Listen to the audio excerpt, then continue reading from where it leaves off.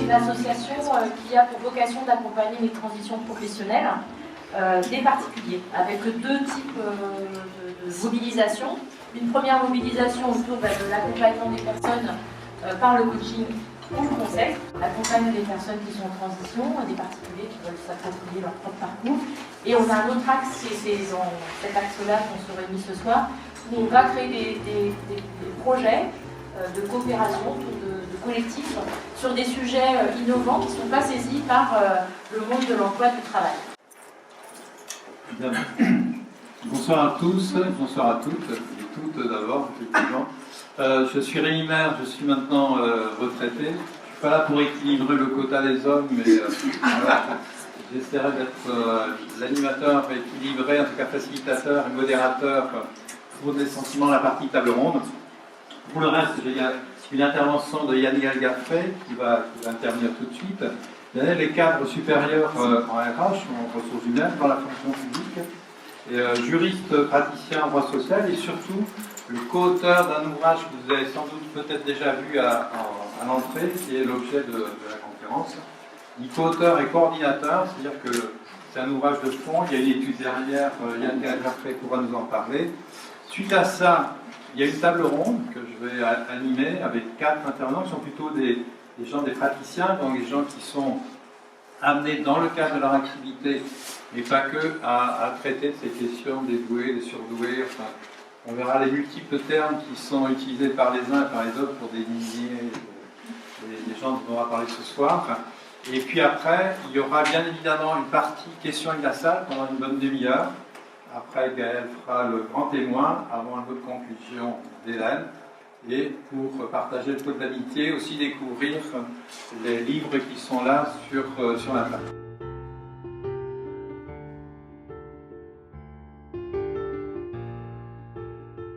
Alors écoutez, bonjour à toutes et à tous, je suis ravi de vous avec vous ce soir. J'ai quitté Paris ce matin, il faisait gris, il pleuvait, je suis arrivé en Bretagne, forcément il faisait très beau. Voilà, et là on est dans une magnifique salle, donc merci beaucoup pas mal effectivement qui nous prête une très bonne salle qui nous permet justement d'étudier une thématique qui est à la fois nouvelle, parfois pas très connue. Je souhaite également remercier l'association Axio Home qui me donne le privilège, me fait l'honneur à la fois de participer à cette soirée débat, mais également d'introduire cette table ronde autour de la nuance au travail. On va parler, si vous voulez, la commande qui a été passée, c'est à la fois de présenter la démarche travailler en peu de nuance, mais également poser les bases de compréhension de ce qu'est la nuance et de ce qu'est la nuance dans le monde du travail. Sachant qu'on aborde en réalité un sujet qui n'est vraiment pas facile, parce que d'une part, en premier lieu, il traite de la matière humaine, c'est la problématique des ressources humaines, et par nature, c'est quelque chose d'évidemment complexe. On parle également d'un fait social qui est pris dans une espèce d'entre-deux paradoxal. Les surdoués, on en entend parler plutôt pour les enfants, etc. Et puis là, depuis quelques années, on en entend parler pour les adultes. Alors c'est un sujet qui est très à la mode. Pourquoi ? Parce qu'on touche au point sensible de l'identité et donc finalement au désir qui est assez naturel de toutes et tous de reconnaissance et de distinction. On vit pour se distinguer des autres, de la masse, etc. Et donc on peut parfois être tenté par une espèce un peu d'hypertrophie d'identité. Sujet très à la mode, donc tout le monde en parle et tout le monde rêverait parfois effectivement d'être surdoué ou pas pour expliquer parfois des valeurs dans sa vie ou un mal-être. Également entre deux paradoxal, parce que d'un autre côté, même si ce sujet est à la mode et qu'on en parle de plus en plus, c'est un sujet qui parfois a mauvaise presse, parce que quand on touche à l'identité de quelques-uns, finalement on touche à l'identité de tous. Et c'est là qu'effectivement il y a des préjugés, il y a des lieux communs. Vous savez, finalement, c'est une comparaison que je fais assez souvent, parce qu'elle est assez parlante pour tout le monde, parce que c'est quelque chose qu'on a tous à peu près connu dans les 10 ou 20 dernières années par rapport à l'homosexualité. Voilà. Fait social également, qui s'est imposé, on va dire, dans l'espace public il y a 10-20 ans, et aujourd'hui on n'en parle plus de la même manière. De par le parallèle que je fais sur le sujet de la nuance, puisqu'il se prête encore aujourd'hui à un certain nombre de préjugés et de lieux communs, et le principal lieu commun, celui qui justement ne permet pas de discuter sereinement de la question, c'est de dire que la nuance est un sujet élitiste. De la même manière qu'il y a 20 ans, l'homosexualité, on parlait d'une déviance contre nature, etc. Et évidemment, dans ces moments-là, c'est une nuance qui parle. C'est pour ça que, si vous voulez, alors moi-même et mes co-auteurs, donc Laurence Dulon, Steven Ferbeck, Nox Nota et Sylvie Körner, nous avons pris nos responsabilités de professionnels pour développer sur le sujet de la nuance au travail une approche nouvelle, crédible et audible. Cette approche, elle a fait l'objet à la fois d'une étude scientifique dans la revue franco-canadienne PIST, qui est la revue Perspectives interdisciplinaires sur la santé et le travail et la santé, je crois que c'est plutôt dans ce sens-là, effectivement, soumise évidemment à comité de lecture, et également d'un ouvrage publié aux éditions L'Harmattan il y a quelques mois. Cette approche nouvelle, comme je le dis, crédible et audible dans le contexte, elle s'appuie sur, on va dire, pas 2 genres, 3 genres, voilà, mais du coup c'est encore plus stable. La première, c'est une mise en perspective culturelle, parce que dans notre collectif d'auteurs, voilà, c'est un collectif d'auteurs franco-néerlandais. C'est pas appuyé uniquement sur les études, ce qui a pu se dire dans la littérature ici en France.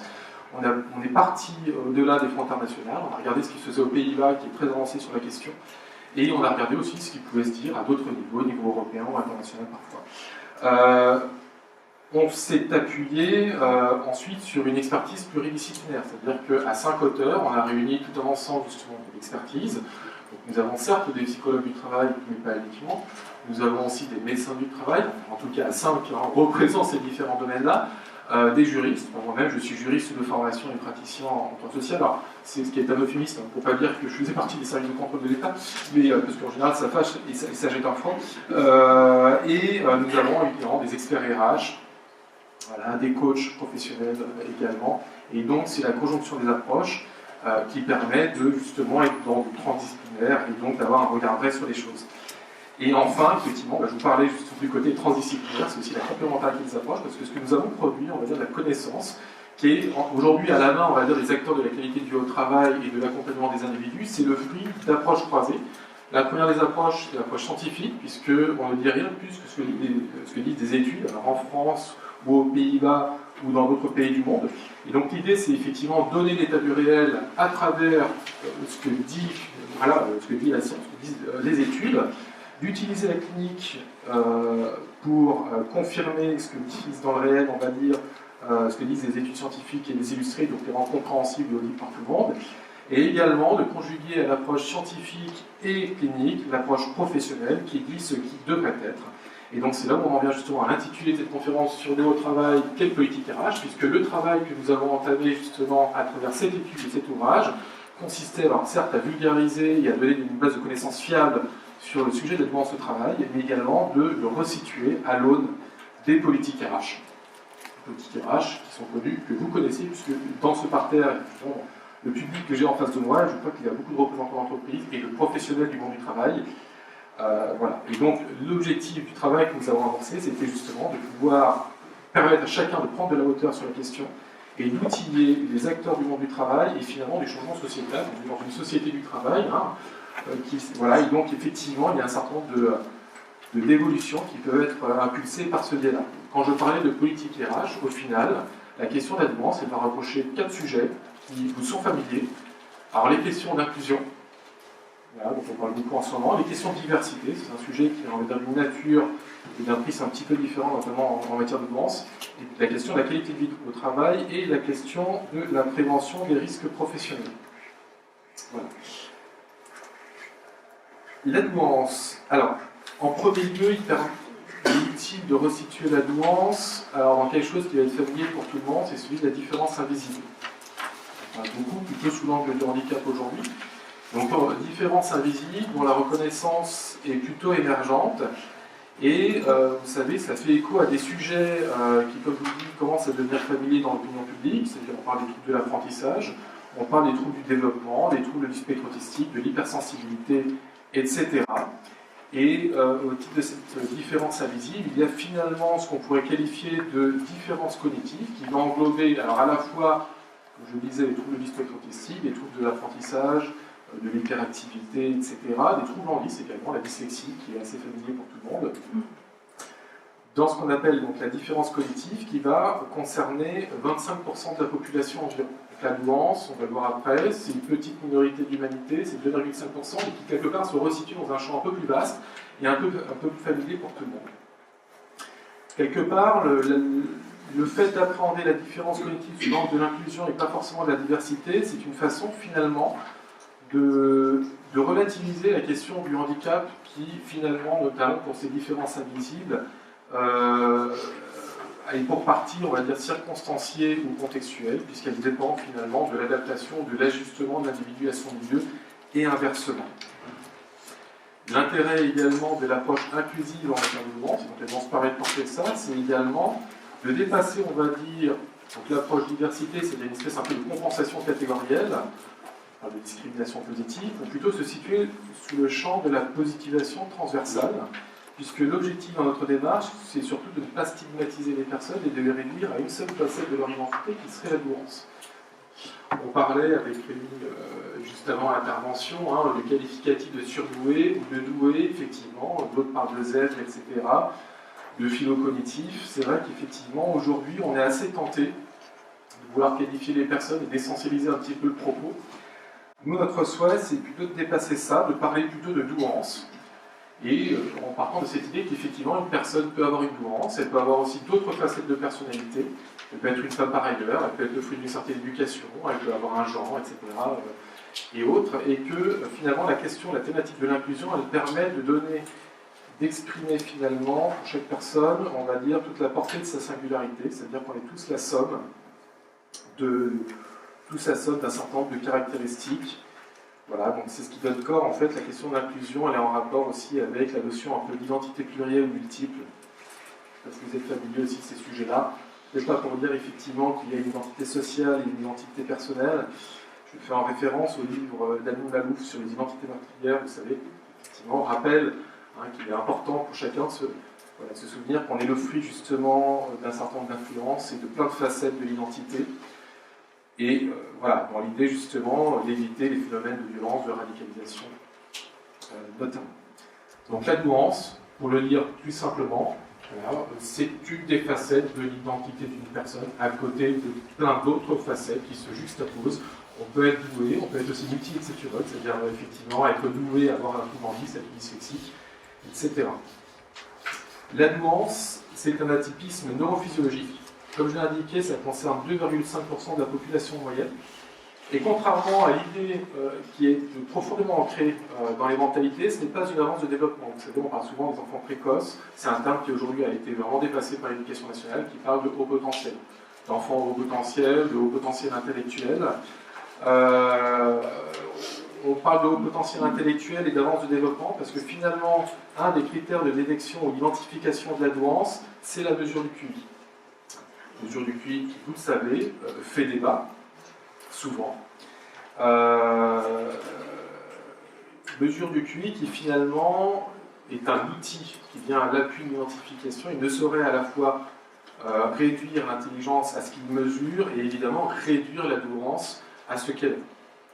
Pour le dire, effectivement, le QI permet de mesurer un certain nombre de caractéristiques de l'intelligence. C'est quand même une donnée qui est totalement fiable, en tout cas fiable, même s'il y a parfois des biais, etc. Il y a des limites, mais néanmoins elle est fiable parce que par extrapolation, elle renvoie plus généralement à ce qu'on peut attendre, à ce qu'on peut entendre d'intelligence. Et donc, effectivement, elle permet d'identifier des personnes douées qui ont plus de 130 ou plus de QI. La douance, donc c'est pas un QI, c'est pas une avance de développement, c'est pas une intelligence quantitativement plus importante. J'aurais du mal à dire également que c'est une intelligence qualitativement importante. C'est une différence qui est existentielle et universelle. Elle est universelle pourquoi ? Parce qu'il n'y a aucune prévalence d'un sexe, d'un genre, d'une origine ethnique ou sociale. C'est important de se le dire. Parce que parfois, effectivement, quand on parle d'élitisme, etc., pour un peu brocarder la question de la douance et du haut potentiel intellectuel, eh bien, on oublie que finalement, dans toute la richesse de l'humanité que je viens d'exprimer, sociale, ethnique, genrée, de sexe, eh bien, on va retrouver, en général, un même taux de personnes douées, ou en tout cas de personnes qui ont une douance. Par contre, cette prévalence, on peut observer une certaine prévalence davantage en termes d'identification de la douance, et c'est là justement qu'il y a une finesse comme ça à appréhender. C'est que bien souvent, l'identification de la douance et de l'intelligence de manière plus générale, elle est affectée par un certain nombre justement d'éléments sociaux, le sexe, etc. Et donc oui, très clairement, il y a un avis d'ailleurs du Comité économique et social européen qui en parle, un avis 2013, qui nous rappelle qu'on identifie en général un peu plus facilement les garçons ou les gens qui viennent de milieux sociaux favorisés, parce que la question de l'intelligence, elle est débattue, parce que les personnes sont un peu plus sensibilisées, elles sont un peu plus poussées justement à aller voir le psy pour essayer de comprendre parfois un décalage, une difficulté de fonctionnement avec les autres. Par rapport à ça, pour vous dire effectivement que c'est à la fois une différence universelle mais qui est affectée par un certain nombre de biais sociaux dans son identification, en 2015, il y a une école de banlieue en Floride qui s'est prêtée à une détection systématisée de tous ses élèves à l'entrée. Voilà. Ce qui n'est pas le cas. Alors, c'était le cas en France d'ailleurs au début du siècle, la première moitié effectivement du XXe siècle, il y avait une détection plus ou moins systématisée dans les écoles pour justement effectivement détecter l'intelligence et essayer de dessiner des parcours un peu éducatifs adaptés. On l'a plus à peu près depuis les années 70. Et donc, il y a une école de Floride, en Floride, effectivement, qui s'est prêtée à une détection systématisée. On s'est rendu compte que, du coup, les personnes qui avaient été, les enfants qui avaient été détectés à haut potentiel intellectuel, donc orientés vers des filières un peu éducatives adaptées, eh bien, représentaient, on va dire, comprenaient des taux beaucoup plus importants d'enfants qui venaient de milieux défavorisés. Des différentes communautés qu'on peut connaître. Et donc, cette détection avait permis, par exemple, de mettre en évidence une augmentation de 180% d'enfants issus de milieux défavorisés qui ont pu accéder à des études ou à un parcours adapté, 130% pour la communauté hispanique et plus 80% pour la communauté afro-américaine. En matière de nuance, je vous parlais effectivement d'une différence qui est certes universelle, une différence qui est existentielle. L'objectif, c'est de dépasser, comme je vous l'indiquais, effectivement des termes qui sont porteurs d'énormément de représentations, parfois très personnelles, comme surdoué, comme doué, zèbre, etc., ou autres. Et nous, la proposition qu'on fait finalement dans notre démarche, c'est de définir la nuance par ce qui est le plus observable. Et donc, il y a une définition qui a été produite avec la méthode Delphi aux Pays-Bas en 2008. La méthode Delphi, elle consiste en fait à s'appuyer justement sur un panel assez important de professionnels qui vont faire remonter les caractéristiques qu'ils observent par rapport à un sujet, en l'occurrence la nuance. Et donc, effectivement, cette définition, elle qualifie l'individu doué de penseur rapide et habile, capable de traiter les sujets complexes. Il est autonome, curieux et passionné. C'est une personne sensible et riche émotionnellement qui vit intensément et apprécie d'être créatif. Et sur la base de cette définition et de ce qu'on peut observer, on perçoit en règle générale un certain nombre de caractéristiques, à savoir une grande rapidité de compréhension, un captage rapide des notions et des concepts, une soif d'apprendre de nouvelles choses, une excellente mémoire à court et à plus long terme, une créativité élevée corrélée à un besoin d'innovation et une envie, une capacité de pouvoir traiter des problèmes complexes.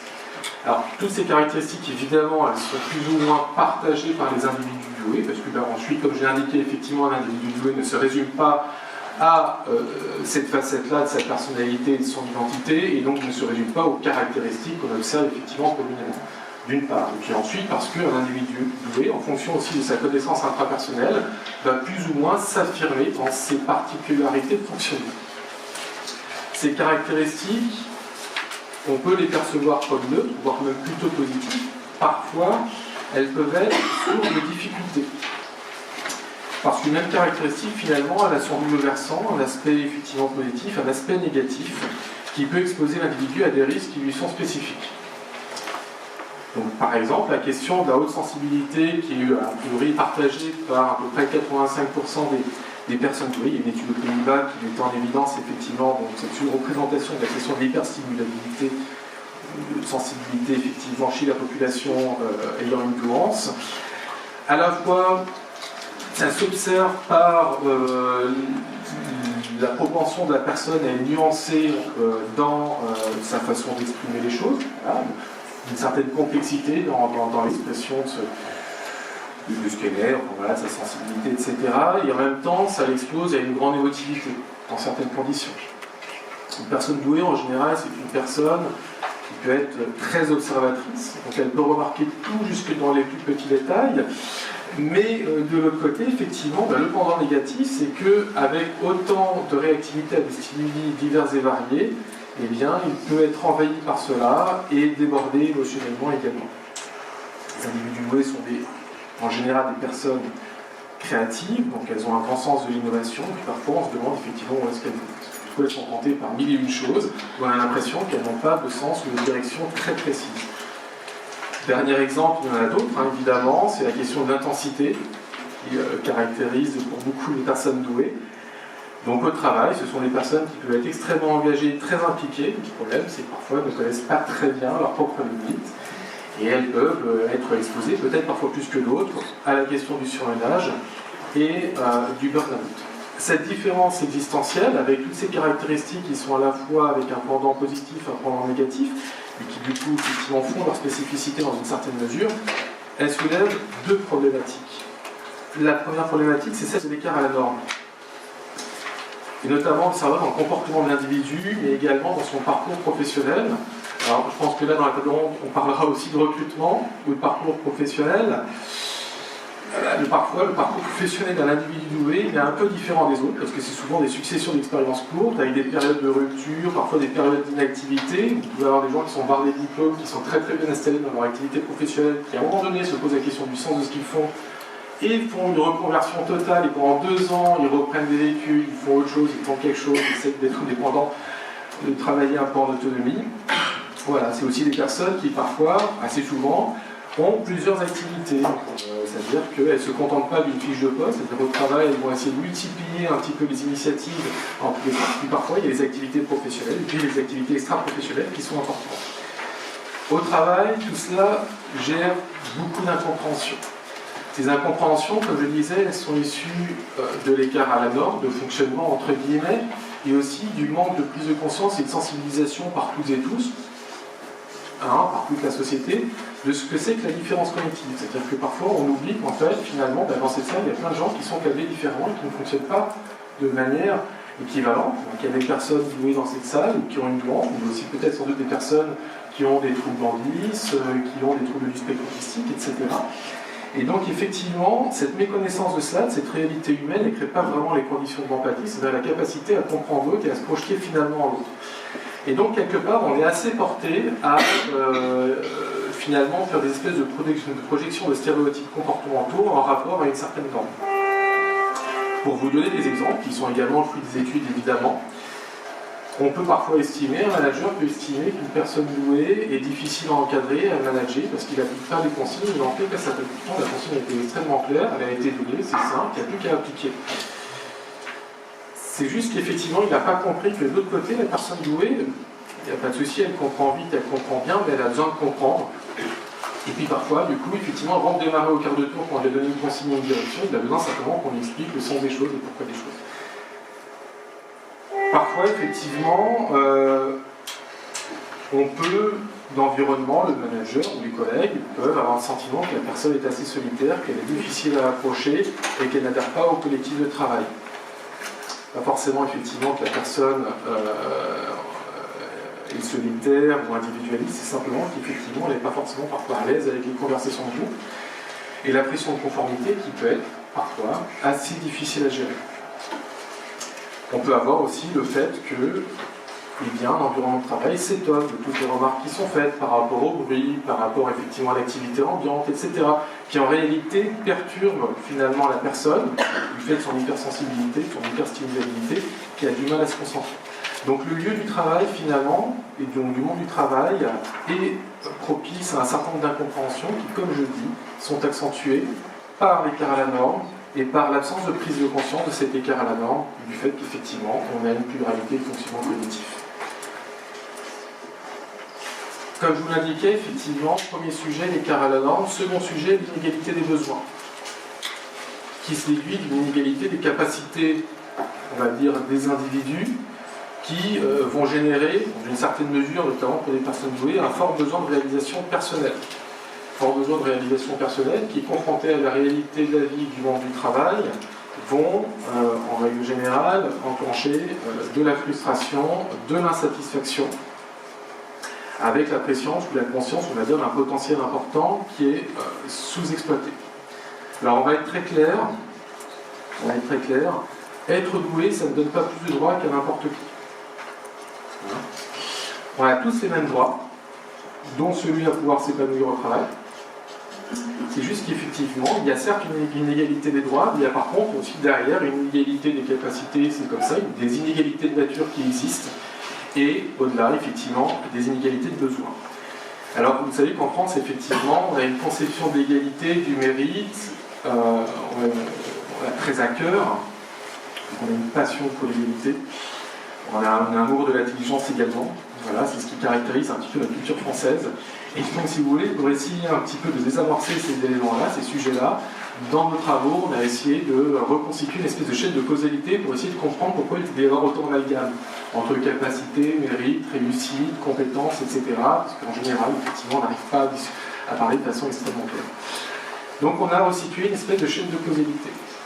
Ce qu'on a dit, c'est qu'effectivement, à la base, il y a la capacité, en définition, c'est l'attitude de quelqu'un en tel ou tel domaine, la capacité à se mesure. On mesure un certain nombre de capacités avec un test de QI, évidemment pas toutes. Évidemment pas toutes. Donc ça peut être la vitesse de réflexion, le traitement d'information, la capacité de travail, de mémorisation ou de conceptualisation. Des capacités émanent une partie du potentiel de l'individu. Évidemment, le potentiel ici qui se traduit aussi par autre chose, la personnalité, l'environnement, l'éducation, etc. Mais c'est quand même une donne importante. Donc il y a la nuance, elle crée un potentiel. Vous avez des capacités différentes des autres, parfois un peu hors norme à certains égards. Et donc effectivement elle crée un potentiel, c'est-à-dire effectivement la possession, l'utilisation d'habiletés naturelles ou innées, plus ou moins, sous forme de dons qui se manifestent et se développent spontanément, sans entraînement systématique. Et donc ça, c'est une définition qui a été donnée outre-Atlantique par le professeur François Gagné, qui justement a créé à l'origine du terme de douance, qui est un terme effectivement d'origine québécoise. Du potentiel qui se perçoit peut naître le talent qui s'observe et qui, lui, correspond à la maîtrise d'habilités de connaissances systématiquement développées ou acquises par un individu dans les champs d'activité humaine. Le talent, c'est pas encore la compétence, c'est ce qu'on exprime naturellement, c'est ce qui est observable du potentiel et des capacités de l'individu. On en vient à la compétence. La compétence, c'est le talent contextualisé. Selon un métier, un contexte, effectivement, un environnement donné. Et, pour reprendre une définition effectivement du Parlement européen, c'est un ensemble d'aptitudes et d'attitudes appropriées à une situation donnée. Et donc, elle s'appuie à la fois sur de l'inné et sur de l'acquis. Et donc, cette compétence, elle s'appuie également sur la performance et elle s'évalue, peut s'évaluer par l'examen, un test. Et c'est cette compétence ensuite qui fait le mérite. Voilà, qui pour sa part s'apprécie à une dimension profondément sociale. Donc la nuance, c'est pas une compétence en soi, évidemment. C'est un potentiel, et on va dire c'est une proportion à développer de la compétence, et ensuite derrière avoir du mérite. Et donc, ça pose la question effectivement de l'utilisation de ce potentiel, à la fois par l'individu, mais également par l'organisation. L'idée sous-jacente, c'est qu'effectivement, nos entreprises, nos organisations, la fonction publique, ont des individus qui sont dotés de capacités particulières, différentes. Il n'y a pas que les personnes douées, vous avez aussi des personnes autistes Asperger, par exemple. Vous avez des personnes qui ont les troubles autistes, donc qui, on va dire, pareil, une différence un peu existentielle, une autre façon de percevoir effectivement la vie, mais également le travail et le geste professionnel, par exemple. Et donc ce potentiel, on va dire, de talent un peu différent ou de compétences un peu différentes, eh bien, est sous-exploité, parce que justement, on n'arrive pas à en tirer parti, parce qu'on n'en prend pas conscience. Et donc, si vous voulez, ce qu'on a nous mis en évidence, c'est que du fait de cette expérience de vie personnelle qui leur est propre à ces personnes douées, aux personnes qui ont une douance, eh bien, elles vont, si vous voulez, avoir des cheminements particuliers, elles vont construire des personnalités qui vont évidemment se nourrir à la fois de cette douance pour partie épanouie ou pas, et donc elles vont suivre comme d'autres facettes de l'identité et elles vont obéir à une psychodynamique particulière. Les études, notamment qui ont été réalisées aux Pays-Bas, ont permis de mettre en place un certain nombre de classifications qui sont autant de faits de lecture qui permettent justement de situer un individu doué et aussi d'outiller des managers, des collègues de travail. Par exemple, Jacobson a mis en évidence 3 profils psychologiques d'une personne douée. Alors, évidemment, il n'y a pas de stéréotype de la personne douée, ça je pense que vous l'avez tous compris, parce qu'en fonction effectivement de l'identité de chacun, profondément singulière, qui se nourrit de plein d'influences, on est tous différents, ça c'est important de se le rappeler. Mais néanmoins, il y a à peu près 3 profils psychologiques équilibrés, une personne qui est bien dans ses baskets. Exagéré, c'est une forme agressive, et en sous-régime, une forme plutôt passive ou victimaire de personnes qui n'ont pas réussi vraiment à s'épanouir. Ces profils psychologiques, ils renvoient également à la fois des stratégies d'adaptation sociale et des caractéristiques comportementales. Donc au travail, des personnes douées et des personnes qui ont une nuance, on va dire, développent en règle générale 3 stratégies différentes. Vous en avez qui ont une stratégie plutôt engagée, donc c'est la plus réussie, donc c'est celle qui est réservée donc, à des personnes qui ont bénéficié dès le départ d'un environnement adapté à leurs spécificités, à leurs ambitions, etc. Vous avez des personnes douées qui ont adopté une stratégie, on va dire, marginale ou de double vie, c'est-à-dire que la personne a une vie professionnelle et sociale qui ne correspond pas à leurs capacités. Donc parfois, effectivement, à défaut de pouvoir s'épanouir au travail, on va s'épanouir dans des activités extra-professionnelles, associatives, etc. Et vous avez des personnes qu'on appelle effectivement les drop-out, les décrocheurs, qui sont dans des stratégies de fuite et qui, pour le coup, pour plein de raisons, ont abandonné tout espoir de réussite intellectuelle. Là où il y a des inégalités sociales, vous disiez qu'effectivement c'est une question d'inclusion, mais c'est aussi une question de diversité. La question de la diversité, je vous l'avais mis en évidence sous l'angle de la détection, de l'identification de la nuance, puisque finalement, comme elle est affectée par toutes sortes de biais sociaux, elle profite davantage, on va dire, à des personnes qui évoluent dans des univers où on peut parler d'intelligence, de nuance, etc. Eh bien, vous imaginez bien qu'une personne qui n'a pas grandi, évolué dans un contexte qui lui était favorable et qui lui permettait de s'épanouir en toute connaissance ou presque, en partie de son potentiel, va être plutôt dans des stratégies de fuite ou des stratégies marginales que des stratégies engagées.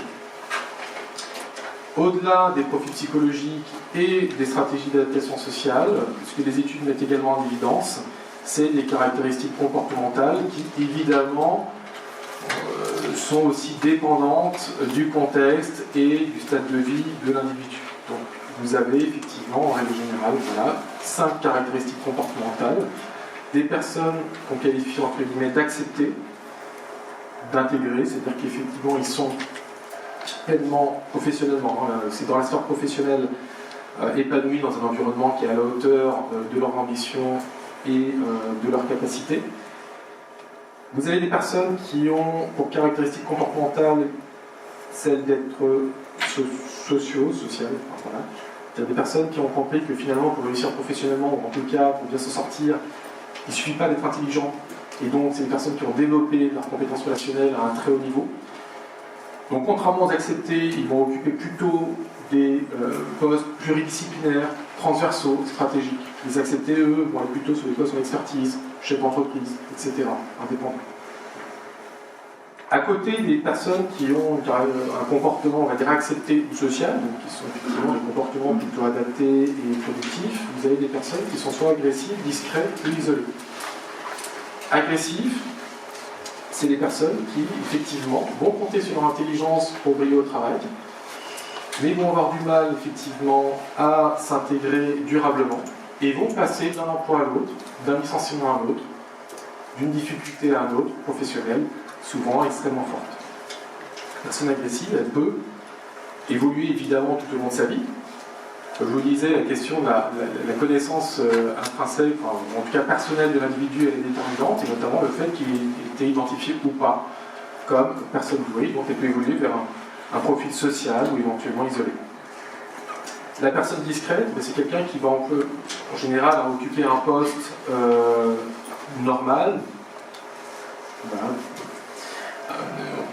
On peut qualifier effectivement normal, mais d'employé ou autre, etc. Et c'est une personne qui en général s'estime pas très intelligent, parce que sans doute elle n'a pas connaissance vraiment de cette nuance, et donc elle a du mal à comprendre pourquoi effectivement les autres fonctionnent différemment. Et donc à un moment donné, elle intériorise la question en se disant c'est peut-être moi qui ne suis pas suffisamment intelligent, parce que je ne pense pas comme les autres, j'ai du mal effectivement à fonctionner, je n'obtiens pas les mêmes résultats.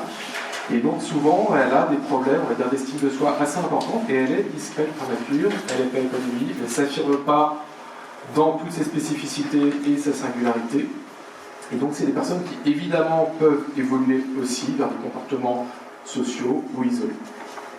Et enfin, donc, 5e caractéristique comportementale, c'est effectivement la question d'isolement, avec un certain nombre de personnes qui, n'arrivant pas à gérer leurs particularités, leurs spécificités dans un environnement qui n'est pas inclusif, qui n'a pas su s'adapter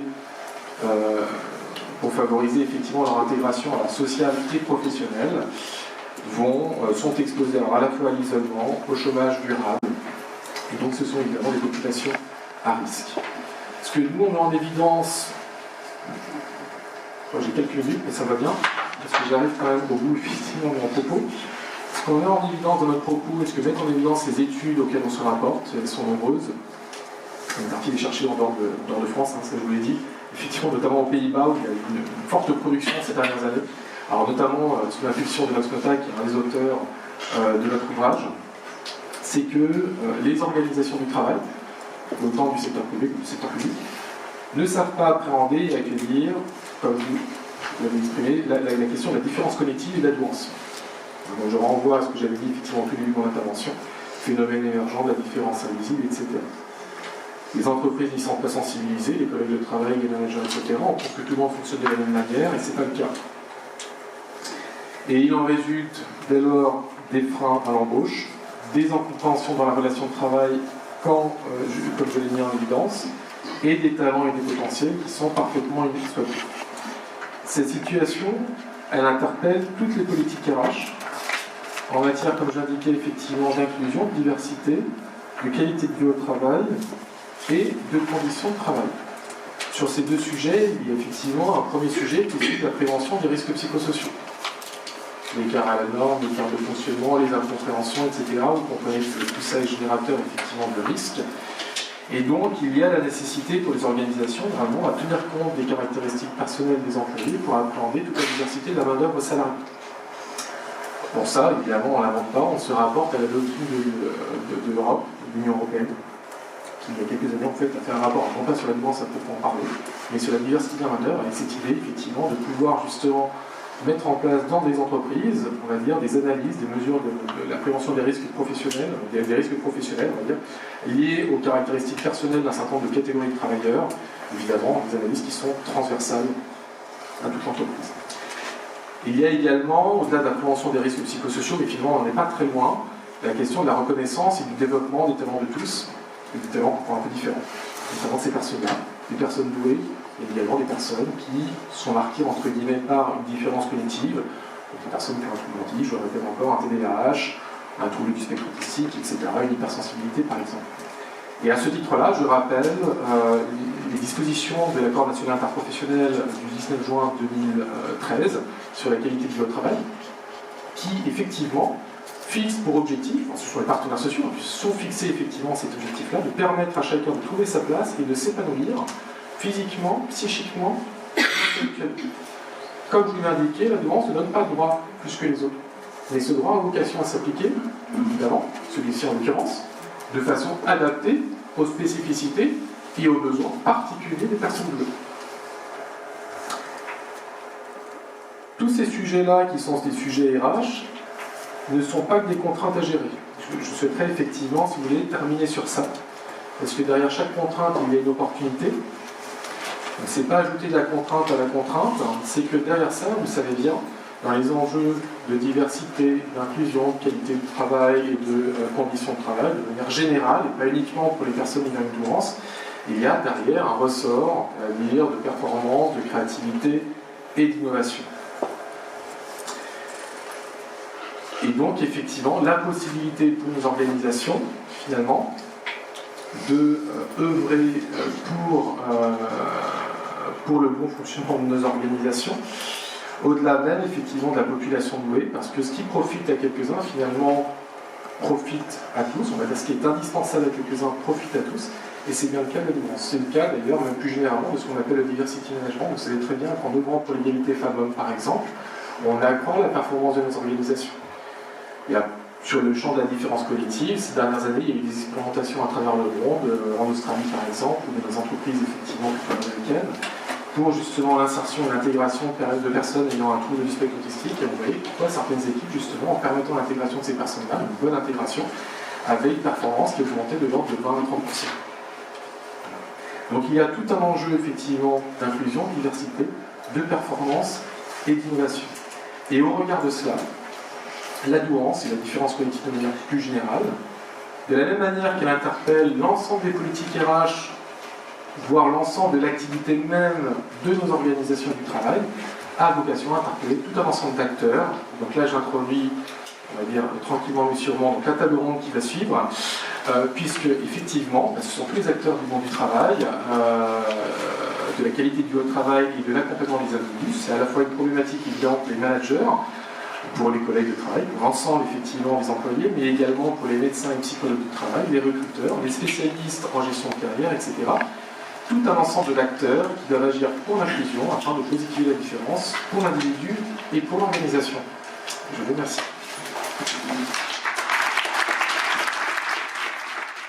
Je vais tout de suite demander donc, aux participants de la table ronde de se présenter. Donc, Anaëlle Gourdon, qui est là, que nous rejoindre, Véronique Ledez, Hélène Cassou et Sandra Sancho.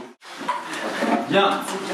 Alors, l'un des moyens d'introduire et de faire la transition tout de suite aussi avec ce qui avait été dit par Anne Galjafré, c'est de se mettre dans un monde de l'organisation, le monde de l'entreprise. Et là, on va demander à Anaëlle Gourdon, qui était responsable des ressources humaines d'une société, qui pratiquait une cinquantaine de recrutements, un par an, et puis dans une entreprise qui avait travaillé dans l'immobilier, si j'ai bien compris, et qui avait aussi une politique relativement attractive, ce qui explique cela. Et c'est intéressant, à partir de cette expérience-là, de voir justement dans le recrutement comment vous avez été amené à identifier, à régler et peut-être à prendre en compte cette question de la bourse. Anaëlle, je vais... Voilà, vas-y. Allô, ça marche. C'est parti. Bonsoir à tous et toutes. Donc juste peut-être rappeler en contexte, en fait, voilà, moi j'interviens effectivement au sein de l'association Action comme facilitatrice. Donc j'ai l'expérience, on va dire, de... Plus fort hein. Voilà, je vais coller là. Ça va comme ça? Donc effectivement, dans l'accompagnement, la préparation en fait de l'accompagnement des salariés, des personnes en transition professionnelle, justement qui ont un souhait de changement de poste et donc dans la préparation aux entretiens d'embauche. Et puis en collaboration donc avec Hélène sur des ateliers à destination de ces profils. Donc ça fait partie en fait de mon processus d'apprentissage sur la question de la finance. Et puis évidemment avec l'expérience que j'ai du recrutement au sein donc en tant que RH au sein de ce groupe immobilier. Puisque effectivement j'ai recruté environ 50 personnes par an. Et juste rappeler quand même que c'était dans un contexte d'entreprise, on va dire, avec un projet RSE. C'est important de le dire parce que ce sont effectivement des postes et des missions qui ont du sens, où il y a des valeurs qui sont portées. Et effectivement, ce qui en fait des postes attractifs pour ces candidats. Voilà, et également, effectivement, en termes de politique RH, une politique RH effectivement attractive, puisque on avait effectivement un budget formation qui était très important, donc sur ceux sur lesquels on communiquait, et puis une politique de mobilité, de promotion importante. Donc effectivement, sur le recrutement, ce que je peux dire, c'est que c'est difficile, hein, effectivement, de les repérer tant leurs particularités sont diverses, hein, c'est ce que disait Yanniel, et puis aussi par rapport à leur parcours qui peuvent être hors normes. Moi, ce que j'ai repéré, c'est qu'effectivement, ils ont parfois des carrières qui sont très sinueuses. Donc, quand on étudie une candidature, effectivement, on va pouvoir voir parfois des expériences très courtes, des trous dans les CV, des échecs parfois, effectivement, dans la succession de postes qu'ils ont pu occuper, des centres d'intérêt hyper importants, donc tout ça, ça se voit sur le CV. Et donc, ce qui est intéressant, c'est d'aller en fait chercher à comprendre quel est ce parcours, en fait, qu'est-ce qu'il y a derrière ce parcours atypique. Et donc ça se fait au moment de la sélection de la candidature, hein, donc, par rapport au CV, par rapport à l'entretien téléphonique par exemple, et puis après ça se fait bien évidemment lors de l'entretien. On va aller croiser un petit peu ce qu'on a pu repérer en amont pendant l'entretien. Et c'est vrai que moi j'ai eu la chance de me former à la PNL, donc la programmation neurolinguistique, je ne sais pas si tout le monde connaît, mais en tout cas ça donne des outils vraiment pertinents pour comprendre effectivement le fonctionnement de l'individu, effectivement de mieux le connaître, et puis surtout d'être vraiment dans l'observation à la fois au niveau du langage verbal et du langage non verbal. Donc c'est des faisceaux aussi, un faisceau d'indices qu'on va avoir dans l'entretien et qu'on va pouvoir croiser avec le patient. Donc ça c'est vraiment important au niveau du recrutement. Et je dirais que quand on a finalement cette connaissance-là, on change finalement de regard sur l'étude de la candidature, la sélection du profil. Comme je dis souvent, on change un peu de lunettes et effectivement ça permet vraiment de comprendre les parcours atypiques. Qui pouvait être perçu, je vais juste le préciser, qui pouvait être perçu par certains recruteurs, peut-être aussi par des candidats, comme étant des handicaps, en tout cas des choses qui peuvent amener à rejeter même certaines candidatures. Là, vous pouvez les détecter, vous, comme étant des points, au contraire, positifs, signe justement d'un potentiel, comme on disait tout à l'heure. Donc en plus, moi j'ai la particularité, comme on était en forte croissance sur un projet RSE, j'ai eu beaucoup de création de postes, donc avec des postes stratégiques qui demandaient vraiment une vision globale, et du coup c'est vrai que c'était des postes qui étaient très attractifs pour ces profils-là, mais c'était d'autant plus difficile aussi parce que effectivement quand on est sur des créations de postes, les contours ne sont pas toujours très bien définis, et c'est vraiment important dans l'entretien de pouvoir justement donner les éléments de contexte en fait, sur la mission, sur comment fonctionne l'entreprise, quelles sont les attentes de l'entreprise, et vérifier en fait l'adéquation avec ce qu'attend le candidat pour le profil sur. On reviendra tout à l'heure peut-être dans les recommandations sur, une fois que ces personnes-là sont rentrées dans l'entreprise par les recrutements, comment on fait en sorte que l'entreprise s'ajuste ou que s'ajuste au poste tel qu'il est. Parce que l'intégration est vraiment importante. Voilà. On passe tout de suite à Sandra, si on peut passer le micro à Sandra Sancho, qui est entrepreneuse, tu te définis comment? Oui, entrepreneur. Entrepreneur, voilà. Et qui est également coach professionnel, qui accompagne pas mal d'entreprises, d'organisations, et qui est précisément, par rapport à une des problématiques développées tout à l'heure, Yann Gaël, on est plutôt sur le déploiement ou l'expression des talents qui ont été recrutés en amont. Voilà, un talent qui cherche à s'exprimer. Oui, tout à fait. Ouais, en fait...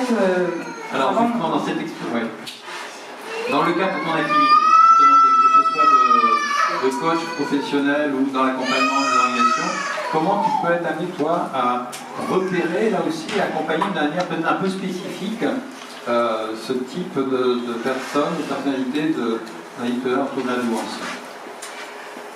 Alors, en fait, effectivement, les personnes que j'accompagne, quand ils viennent me voir, ils ne sont pas forcément au courant. Ils n'ont pas la casquette non plus voilà. Non. Donc, en fait, la clé d'entrée, elle se fait souvent parce que, en fait, il y a deux clés d'entrée. Souvent, c'est par rapport à la communication interpersonnelle, parce que, justement, on l'a beaucoup expliqué, ils se trouvent dans des difficultés relationnelles avec des atouts et des techniques qui ont été expliqués, avec des maladresses, et donc en recherche, en questionnement, parce qu'ils ont besoin d'avoir les codes. Souvent, ils n'ont pas les codes relationnels. La deuxième clé d'entrée, c'est par l'évolution professionnelle, parce qu'ils sont souvent en recherche de sens. Tu parlais d'un besoin de réalisation. En tout cas, à un moment donné, se pose la question du sens pour eux, et ils ont besoin de trouver un espace où ils vont avoir cette recherche de sens. Donc le coaching, c'est vrai, est un très bon espace, un très bon moyen, parce qu'on est sur mesure, et qu'en plus, on va dire, ils trouvent une capacité d'écoute, et surtout un endroit où ils sont enfin considérés et écoutés dans leur fonctionnement, et qu'on ne regarde pas les billets de maintien, ça permet de proposer des accompagnements vraiment intéressants et aidants. Et chemin faisant, en fait, je peux être amenée à poser cette piste-là. Voilà, donc par rapport à un radar qui est visé aussi par rapport à la pratique, parce que c'est vrai que ça fait un paquet d'années en fait que j'accompagne ce public, que je me renseigne et que j'ai beaucoup, je me suis beaucoup renseignée par moi-même. Donc en fait, il y a une espèce de radar par rapport aux toutes caractéristiques, ce penseur rapide, cette arborescence dans laquelle on peut se perdre et on peut prendre peur. Le fait aussi d'avoir vraiment cette intensité et surtout cet engagement professionnel qui est le leur, cette capacité de travail, enfin toutes ces caractéristiques, avec généralement beaucoup de doutes, aussi le pendant de doutes, de perte de confiance, de questionnement. Donc tout ça en fait ce sont des indicateurs et moi ma façon de faire c'est juste de proposer et de mettre sur la piste. Voilà, et de voir si ça réagit ou si ça ne réagit pas, et après d'intégrer cette spécificité, parce que c'est vraiment une spécificité, enfin moi c'est le terme que j'emploie, comme tu parlais de neutralité, voilà, c'est vrai qu'en fait, en soi c'est juste une caractéristique, quoi. Voilà. Et en fait c'est l'environnement qui va en faire un problème ou une opportunité, mais en soi c'est juste une caractéristique, une singularité. Donc déjà quand on dédramatise ça, ça permet en fait d'intégrer ça différemment. Et au milieu, on va dire, ils arrivent généralement par la porte d'entrée communication ou par la porte d'entrée évolution professionnelle.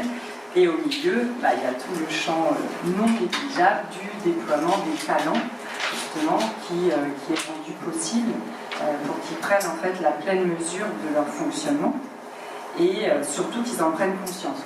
Parler beaucoup de ça. Pour moi, ce qui est vraiment fondamental, et c'est ce qu'on travaille en coaching, c'est la prise de conscience de cette différence. Voilà.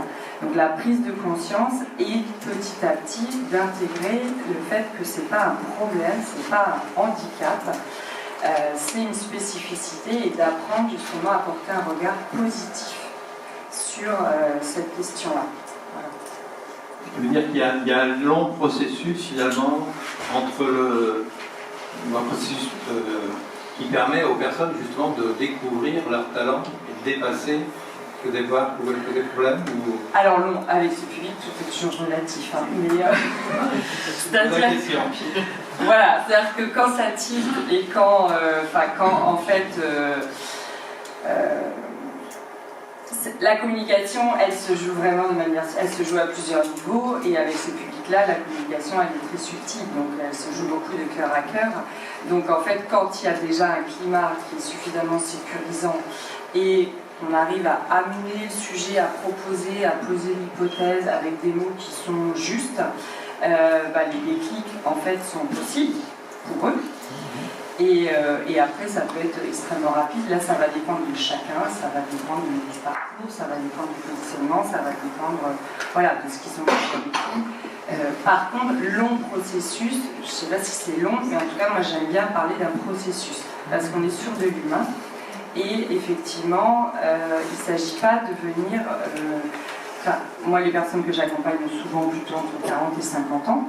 Donc on s'en parlait tous les deux, c'est-à-dire qu'ils sont habitués, pour ceux qui ne connaissent pas et qui n'avaient pas encore connaissance, ils sont habitués à fonctionner avec ce décalage et ils sont surtout habitués à avoir compensé énormément. Donc à avoir mis en place ce que j'appelle des mécaniques de défense qui sont louables. Et il ne faut pas déconstruire ça trop vite. Voilà. Donc le processus, il est nécessaire en tout cas pour que ça puisse se faire dans les meilleures conditions possibles. D'accord. On va revenir de toute façon, s'il le faut, peut-être avec le témoignage d'Hélène. Alors, dans l'intervention de Yann Gaël Jaffré tout à l'heure, il y avait effectivement l'expression talent, mais il y avait aussi des fois justement des questions plus délicates, plus difficiles, d'intégration ou de non-intégration. Et vous, Véronique Dodez, en tant que médecin du travail, les gens que vous rencontrez, par contre, sont là, peuvent être là, en tout cas, en difficulté, ou vous les laissez comme tels. Comment ça se passe?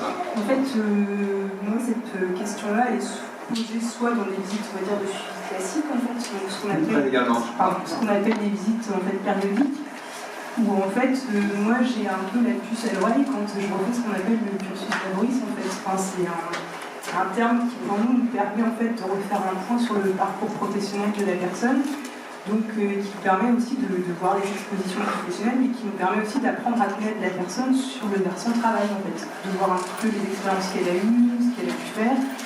Et donc, pour donner un exemple, en fait, je me souviens en consultation en fait, d'un salarié que j'avais vu dans le cadre d'une visite en fait, d'embauche pour un poste d'ouvrier de maintenance.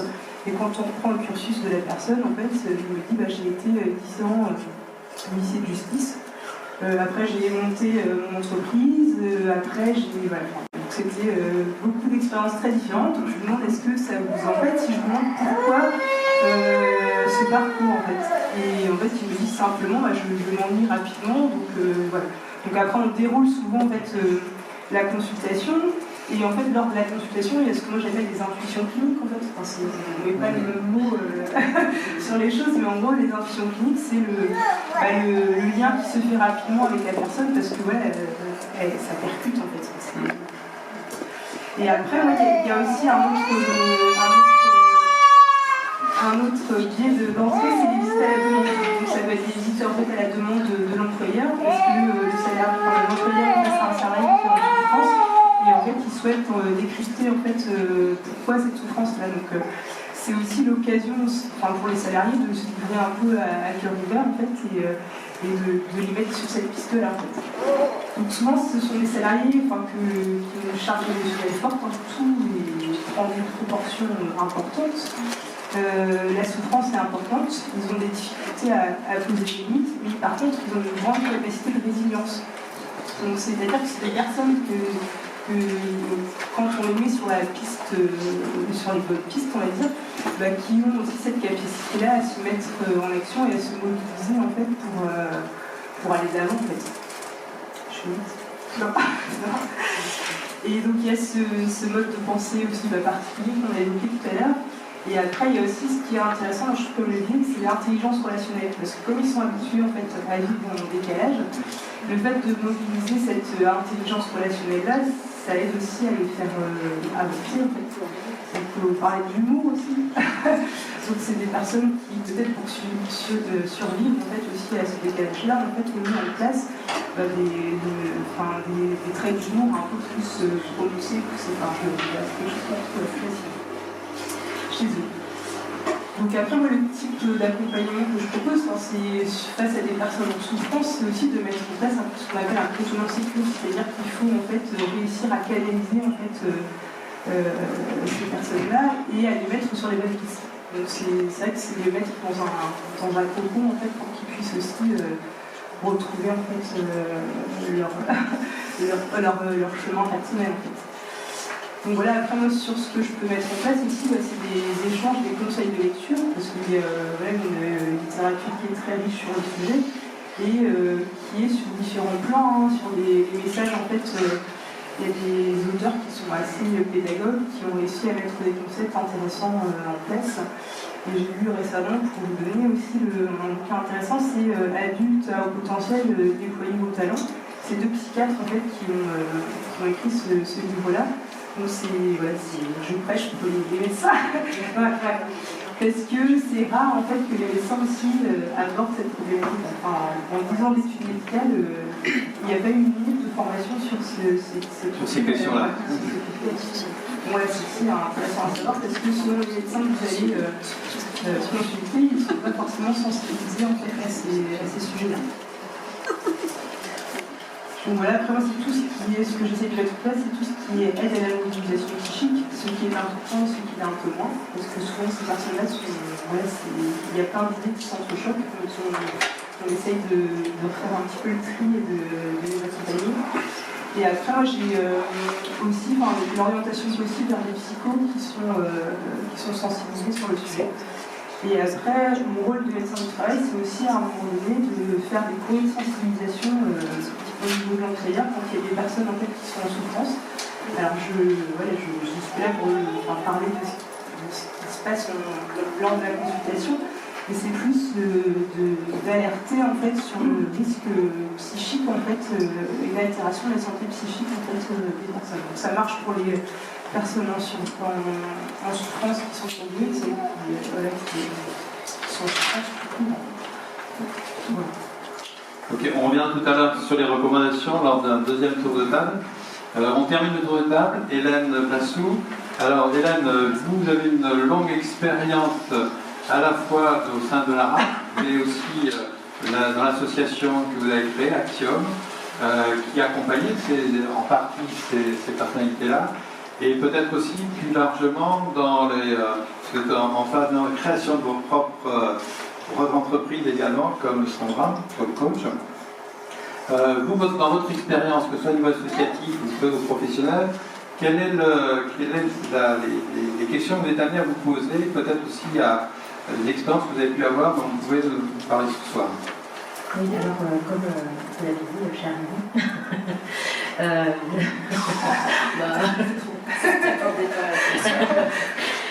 donc moi je suis coach professionnel et effectivement je suis consultante aussi en organisation du travail. C'est aussi comme ça qu'il y a eu la rencontre avec l'APL, puisque je sors de 7 ans sur ces questions de prévention, de qualité de vie au travail et de prévention des risques psychosociaux, avec un parcours dont certains ici peuvent être, permettez-moi, pour le moins atypique. Donc moi la question de la douance, en fait, c'était d'abord une expertise parentale, qui est devenue petit à petit une expertise professionnelle, construite à partir de 2011 au cours de mon parcours de coaching, de coach professionnel, avec la PNL, effectivement, en l'occurrence comme outil, et puis aussi dire que c'est pas anecdotique sur la question des coachs, parce qu'en fait, notamment, moi j'ai créé en 2016 Axiom parce que ça croisait à la fois un besoin de pratique et un besoin aussi de nourrir mon engagement sur les questions d'inclusion. Donc c'est aussi là qu'on s'est retrouvé avec Yann Gaël, puisque ce qui ne nous a pas échappé, c'est que je porte une autre différence qui est celle des femmes racisées en situation de travail. Donc moi j'ai créé Axiom parce que ça c'était important pour moi. J'ai créé d'autres associations et du coup ça a été un vecteur à la fois pour continuer mon engagement sur ces questions, mais qui servait aussi à accompagner les transitions professionnelles. Donc moi j'ai été marquée par un coaching d'un jeune. En fait, c'est ça qui a été le déclencheur en fin 2015. Et j'avais connu jeune qui avait été évalué, pas diagnostiqué surdoué.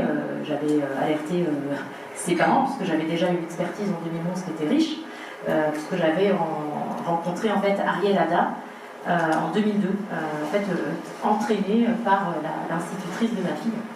Et quand en 2015 j'ai eu ce coaching-là où j'ai été marquée, je me suis dit, en fait, quand on arrive dans le milieu professionnel, il n'y a plus du tout cette connaissance.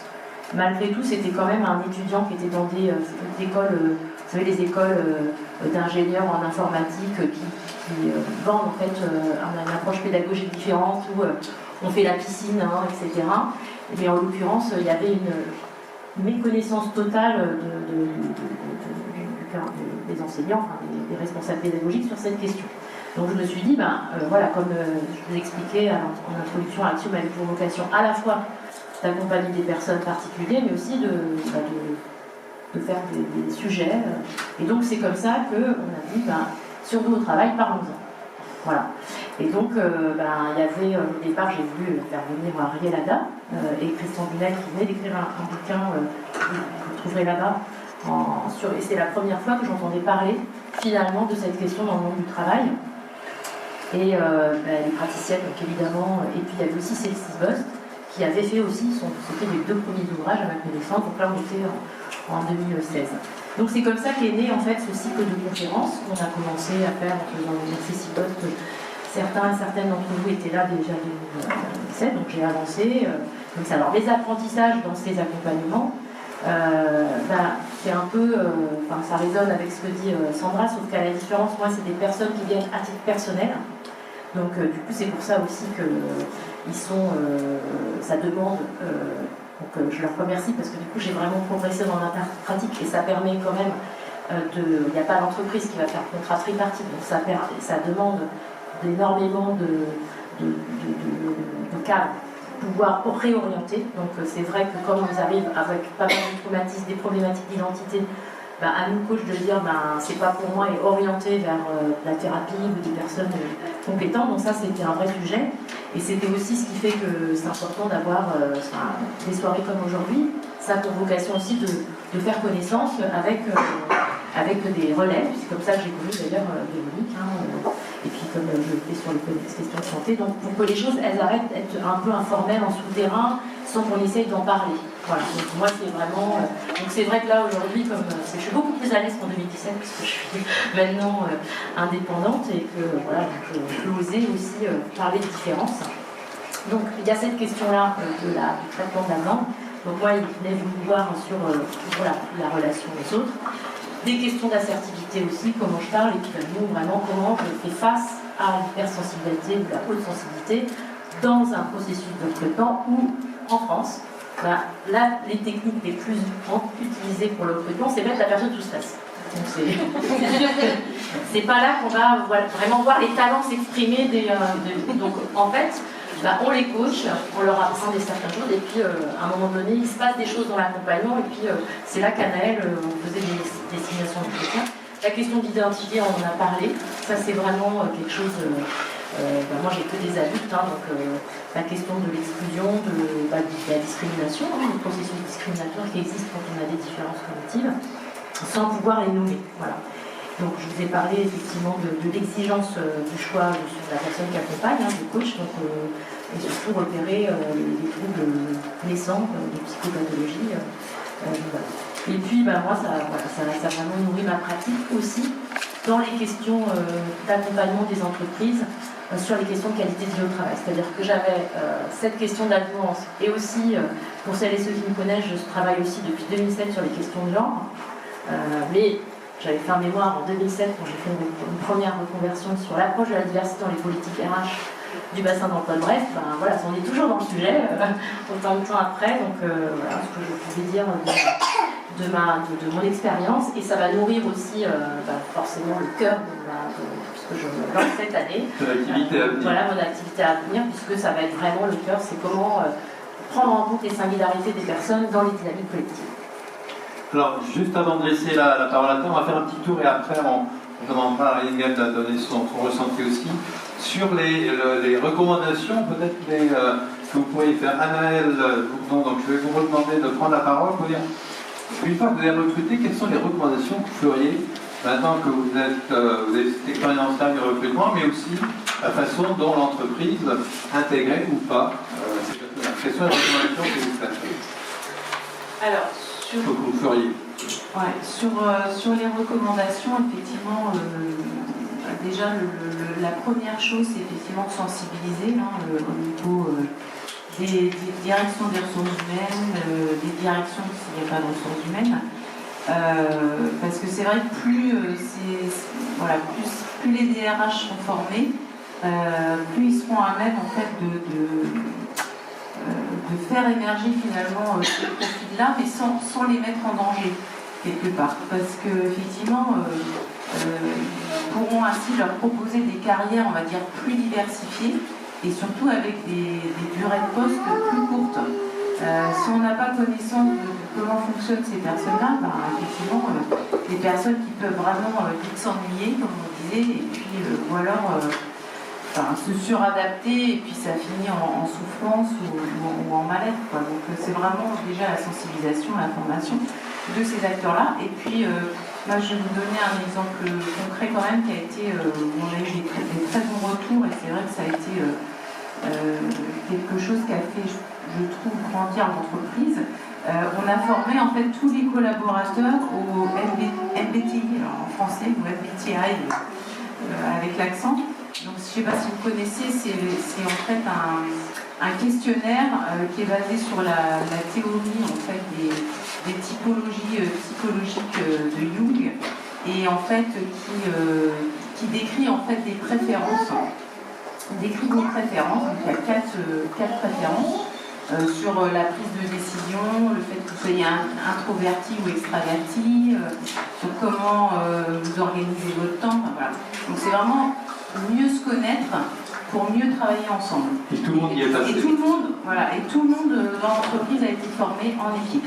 Donc je peux vous dire que ça a été vraiment riche, parce que quand on est formé au sein d'une équipe avec son manager, c'est là où on voit les différences de fonctionnement et on comprend mieux comment mon collègue il réagit dans telle situation.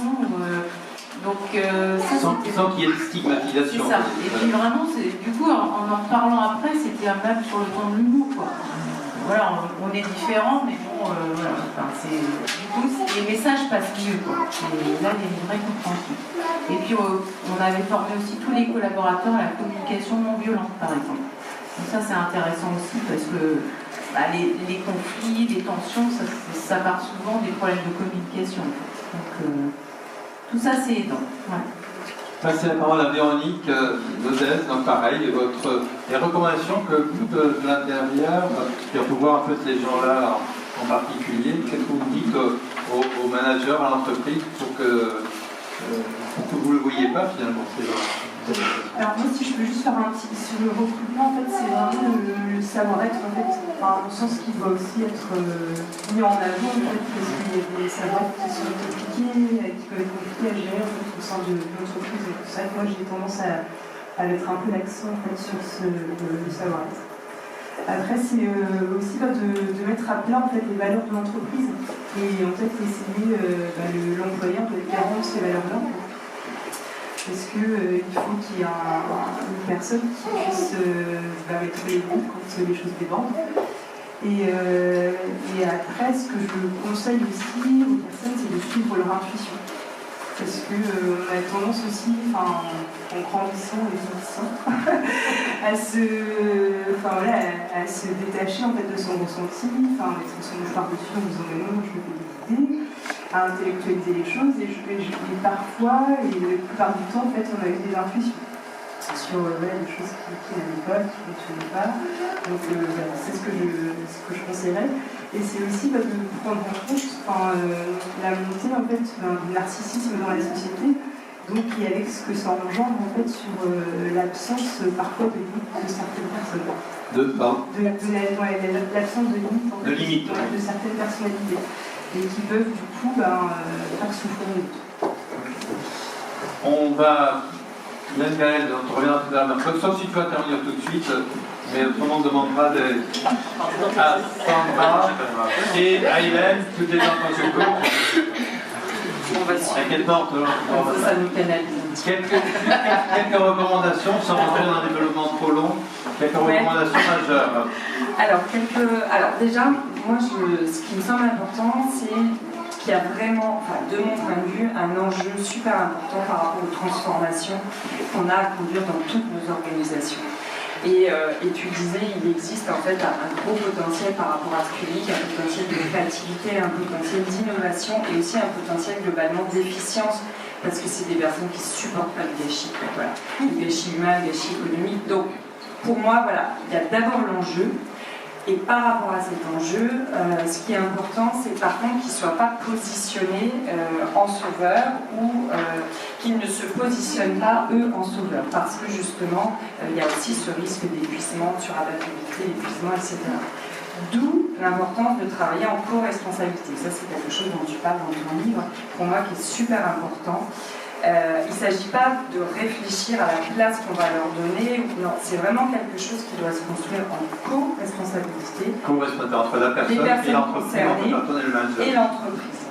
Donc les personnes concernées, leur responsabilité, c'est lui de se renseigner, de s'informer, d'accueillir en fait ce qui va leur être fourni comme découverte sur leur fonctionnement et de vraiment conscientiser en fait leur singularité. En portant un regard positif, en y voyant les atouts, bien sûr, et en apprenant à se protéger des inconvénients, et notamment dans l'entreprise, de se protéger de tous les jeux d'influence, de tous les jeux politiques et de tous les comportements malsains et toxiques qui peuvent exister. Voilà, donc d'être beaucoup plus clairvoyant par rapport à tout ça. Donc ça, c'est vraiment je trouve leur responsabilité. Et du côté de l'entreprise, pour moi, c'est de développer l'interconnaissance. J'appelle ça l'interconnaissance, c'est-à-dire, tu disais bien, il ne s'agit pas d'être dans une vision élitiste, c'est pas du tout le propos. Parce qu'eux, ils n'ont pas l'école. Donc en fait, ils sont demandeurs. Il y a des tas de choses qu'ils ne comprennent pas non plus. Donc l'interconnaissance, c'est vraiment multiplier les façons de se parler des différences de fonctionnement de chacun. Et pour arrêter d'être dans un effort d'adaptation. Parce que bien sûr qu'ils ont une grande capacité d'adaptation, mais le problème, c'est de mettre le curseur dans quelque chose qui soit plus de l'ordre de l'effort. Souvent, moi, je prends la métaphore du système solaire, ça leur parle bien. C'est-à-dire qu'en fait, j'explique que on est dans un système solaire et on sait bien que dans un système solaire, il y a plein de planètes différentes. Et l'enjeu, c'est pas de se dire quelle est la meilleure planète. Chaque planète a ses caractéristiques. Maintenant, on a des moyens technologiques qui font qu'on peut aller visiter les planètes. Voilà. Et donc, c'est d'apprendre à découvrir comme ça les planètes des uns et des autres, porter des regards qui soient un petit peu plus neutres et plus pacifiques. Donc, au niveau de l'entreprise, développer l'interconnaissance, ça me semble important. Et puis la responsabilité de l'entreprise, pour moi, c'est de fixer à la fois le cadre, bien sûr, mais ce cadre qui ne soit pas contraignant. C'est-à-dire ce cadre qui sécurise et en même temps qui soit source justement de liberté. Et de comprendre qu'en fait, ils ont... Tu parlais de besoins différents, donc vraiment la différence elle est là puisqu'il y a des besoins différents. Ils ont ce besoin d'apprentissage, de diverger, de se nourrir, et c'est pas des écarts de parcours, c'est pas des erreurs de parcours, c'est pas des erreurs de casting, c'est juste nécessaire. Voilà. Et là je repense à une dirigeante qui me disait une fois, quand elle avait compris, elle était elle-même concernée, et donc quand elle l'avait compris, elle repérait un petit peu mieux dans ses collaborateurs, elle me parlait d'un collaborateur, elle disait voilà, j'ai compris qu'il faut le laisser aller, écouter des conférences, se nourrir, il était dans la logistique. La difficulté pour elle, c'était justement de... faut pas que les autres pensent que c'est une diva. Voilà. C'est exactement ce que j'avais dit. Voilà. C'est toute la difficulté, d'où l'interconnaissance. Voilà. Et parce que eux, l'enjeu, c'est qu'ils ont à gérer aussi la différence de rythme. Voilà. Et dernière recours, pour terminer, c'est surtout l'importance de travailler, en fait, vraiment de mutualiser en fait les approches et les moyens. Et voilà, moi, il m'est arrivé pour certains accompagnements d'accepter uniquement parce qu'il y avait la médecine du travail, c'est très rare, mais une ou deux fois, j'ai demandé à ce que la médecine du travail puisse être impliquée et éventuellement qu'il y ait aussi un accompagnement thérapeutique selon les accompagnements qui soient. Voilà. Hélène, pour terminer cette partie recommandation, avant de passer aux questions de la salle, et Simon de Yann-Gaël. Alors il y a beaucoup de choses que je peux dire sur le plan individuel. Pour moi, vraiment la question des IVA ou des personnes, j'aime bien moi, la citation d'Aristote, il n'y a pas de plus grande injustice que de traiter des choses différentes de manière égale. Donc c'est ce que disait aussi Yann-Gaël. Donc ça c'est pour les aspects vraiment pour essayer de se déculpabiliser dans notre culture, de prendre en compte des choses particulières pour des gens singuliers. Ça fait partie des choses qui vont profiter à tout le monde en fait. Bah voilà, vous pouvez le faire d'aider. Donc en fait, effectivement, d'un point de vue individuel, bien se connaître. Mais ça, je dirais, ça prend pour tout le monde, pour éviter ces conflits d'identité. Et puis ça, je pense que ce qui va aider, c'est que maintenant le monde du travail, qui est l'entreprise qui est de plus en plus complexe, commence à dire, il faut quand même, il y a ces fameuses, il y a eu les soft skills et maintenant on est sur les math skills. Ben oui, maintenant on en est dans les math skills, les professionnels. Donc les math skills, en fait, ça veut dire ça. En fait, dans les math skills, c'est tout ce qui est à côté du travail, les passions, les grands sportifs, etc. Donc finalement, c'est un sujet qui peut devenir à la mode, si on le saisit un peu comme ça. Mais en même temps, je pense que c'est aussi pour ça qu'on en parle beaucoup, c'est derrière ces espèces de rhétorique. Mais d'un point de vue plus général, là je vais parler avec mon expérience d'accompagnante sur les questions de qualité de vie au travail. Donc ça c'est la première, c'est de penser quand on est RH, c'est pas parce qu'on traite des choses différemment qu'on va être inégal, mais peut-être qu'on va être plus juste, plus équitable. Et puis c'est la question d'arrêter de raisonner en moyenne. Parce que ça c'est un truc, dans notre pensée analytique, quand on a un grand groupe, on aime bien les moyennes. Par exemple, je vais vous donner des exemples, on fait des démarches qualité de vie au travail, c'est pas du tout mon approche pratique, mais souvent c'est de faire un questionnaire. Puis on fait une moyenne, on se dit, l'enquête de satisfaction, elle dit qu'il y a 85% de personnes qui vont dire. Donc c'est ok, voilà. Mais c'est pas. En fait, peut-être qu'il faut changer de paradigme pour être innovant, c'est de commencer à penser les écarts. Parce que si je prends un autre exemple dans l'aménagement des bureaux, par exemple. Vous savez qu'on a dit qu'il y a 20% de personnes qui sont hautement sensibles, qui se posent des questions d'aménagement de travail. Et si on sait que ça pose problème pour 20%, pour les dyslexiques, pour les sur le bruit, ça, on va penser les espaces en prenant en compte des différences et tout le monde sera content en fait, parce qu'on sait très bien que les open space, ça pose des problèmes de concentration. Voilà. De qualité. Voilà. Et ça, en plus, c'est vraiment la voie pour moi, et ça reboucle avec la question du monde qui devient de plus en plus complexe. Vous tenez là un sujet complexe. Donc, ça va être un bon sujet de créativité, parce qu'on ne peut l'appliquer dans les méthodes de créativité que quand on commence à avoir un sujet complexe. Donc c'est vrai qu'il y a aussi des méthodes, des méthodologies qui existent dans le milieu plutôt de l'ingénierie. Donc c'est aussi ce que j'essaie de faire, d'enlever les frontières, mais tout ce que vous avez autour du design thinking, on va penser les usages.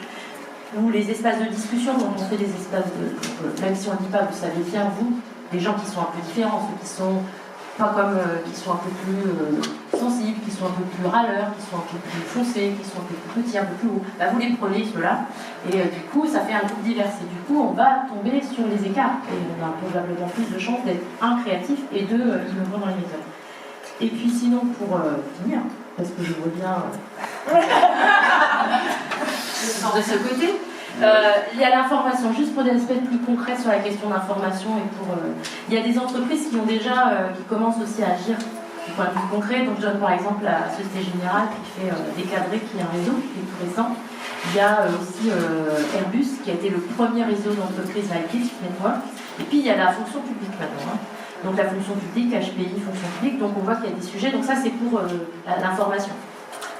Donc au niveau des territoires, vous avez des ressources. Il y a des personnes qui sont coachs ici, plusieurs, qui ont aussi, qui peuvent être des ressources, qui permettent aussi d'accompagner les personnes à mieux se connaître.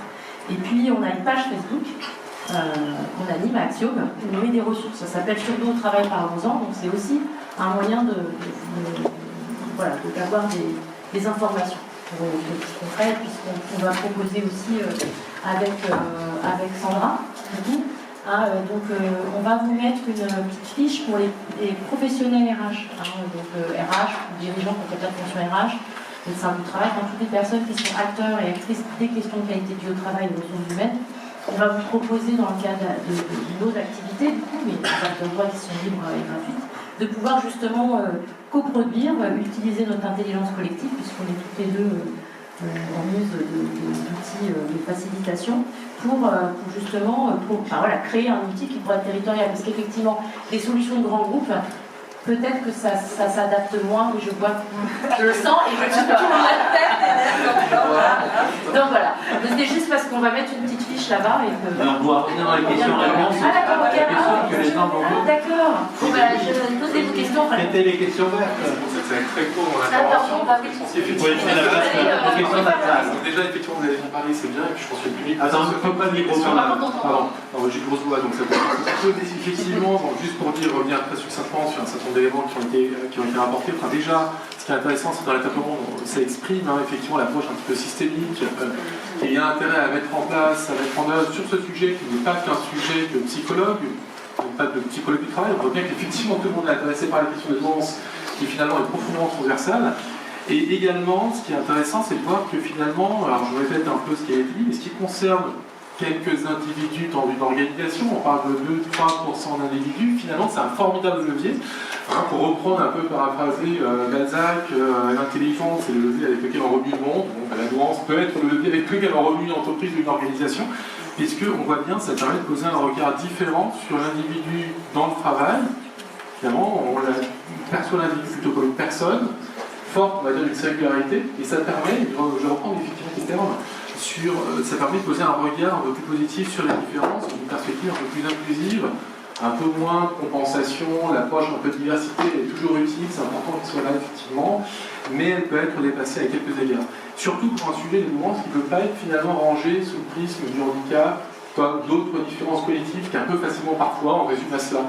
Je ne sais pas, vous avez sans doute aussi rencontré des personnes qui ont entre guillemets les trous en 10, qui ont parfois une QTH ou pas, et qui me disent moi je ne me perçois pas du tout comme une personne handicapée, parce qu'effectivement, moi au contraire, mon handicap, je l'ai positivé, je travaille simplement différemment des autres, voilà, et c'est pas du tout un frein, je suis pas moins performant que d'autres, etc. Ce qui est intéressant également, c'est, moi j'ai une expression effectivement, enfin l'intérêt, justement il y a des enjeux d'identification et d'accompagnement, on voit bien, mais c'est deux sujets très différents, mais qui vont s'appuyer finalement sur le même ressort qui est celui de la sensibilisation de tous ces acteurs-là, un peu en approche système. Moi j'ai commencé à dire une chose, c'est qu'effectivement la personne douée, elle a besoin qu'on la prenne par la main, elle a simplement besoin qu'on lui tende la main. Et notamment sous le champ de la connaissance de soi, qui est vraiment déterminant, et qui va lui permettre de s'ajuster. La difficulté qu'on a aujourd'hui, et dans les livres extrêmement court, c'est qu'effectivement on n'a pas, il fut un temps en France, effectivement, on avait plus ou moins une détection systématisée, ça ne veut pas dire qu'elle était systématique, mais néanmoins. Et aujourd'hui, on voit bien qu'on a des générations qui n'ont pas été détectées, identifiées dans l'enfance ou dans l'adolescence et qui se découvrent finalement ce trait d'identité-là à 30, 40, 50 ans, 60 ans, qui ont compensé toute leur vie finalement et qui, sur le tard, vont apprendre, on va dire, un élément essentiel de leur identité, de leur mode de fonctionnement et devoir recomposer avec. En général, elles vont mieux. Et donc, effectivement, si on peut faire un vœu quelque part, c'est que nos organisations qui doivent quand même aussi tenir compte de la diversité de la main-d'œuvre, des employés, etc., c'est qu'elles puissent créer des conditions d'épanouissement. Et ça passera par la sensibilisation de tous les acteurs, une meilleure information de tous les employés, etc., pour tendre la main à chacun et permettre effectivement à tous les individus d'être complètement soi. Vous remettez ce micro-là, je vais prendre celui-là. J'ai quelques questions sous le coude, mais je préférais donner tout de suite la parole à ceux qui souhaiteraient la prendre en public, poser leurs questions en public. Est-ce qu'il y a des gens qui veulent intervenir?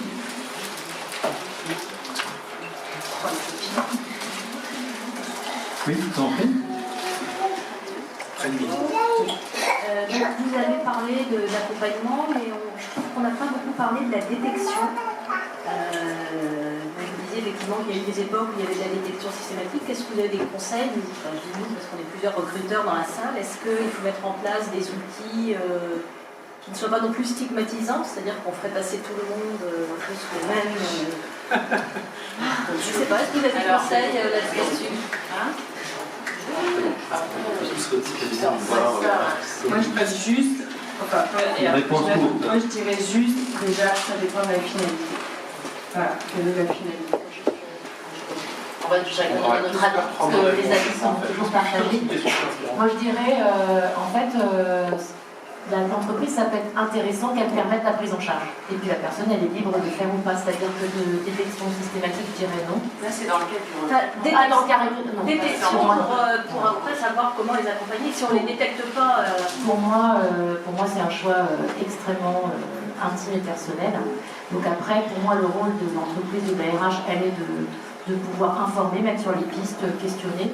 Et ensuite, la personne, c'est tout, ça touche tellement l'identité que pour moi, par contre, qu'il y ait une politique en disant, ben voilà, nous, il y a un budget, parce que ça coûte très cher, sinon toutes les personnes ne sont pas en capacité de 250 et 400 euros.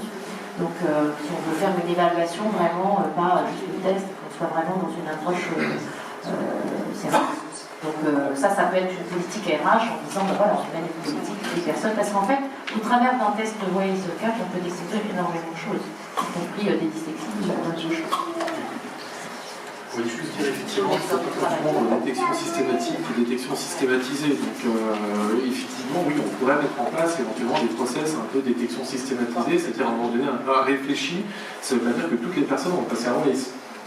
C'est pas forcément utile d'ailleurs, parce qu'on a aussi des personnes qui sont entre guillemets identifiées, mais qui finalement le prennent comme une information quelconque, notamment des adolescents parfois, et qui n'en mesurent justement pas toute la portée, toutes les conséquences. Donc c'est une information qui finalement, quand elle n'est pas contextuée et le fruit d'une démarche un peu personnelle, parfois un peu vaine.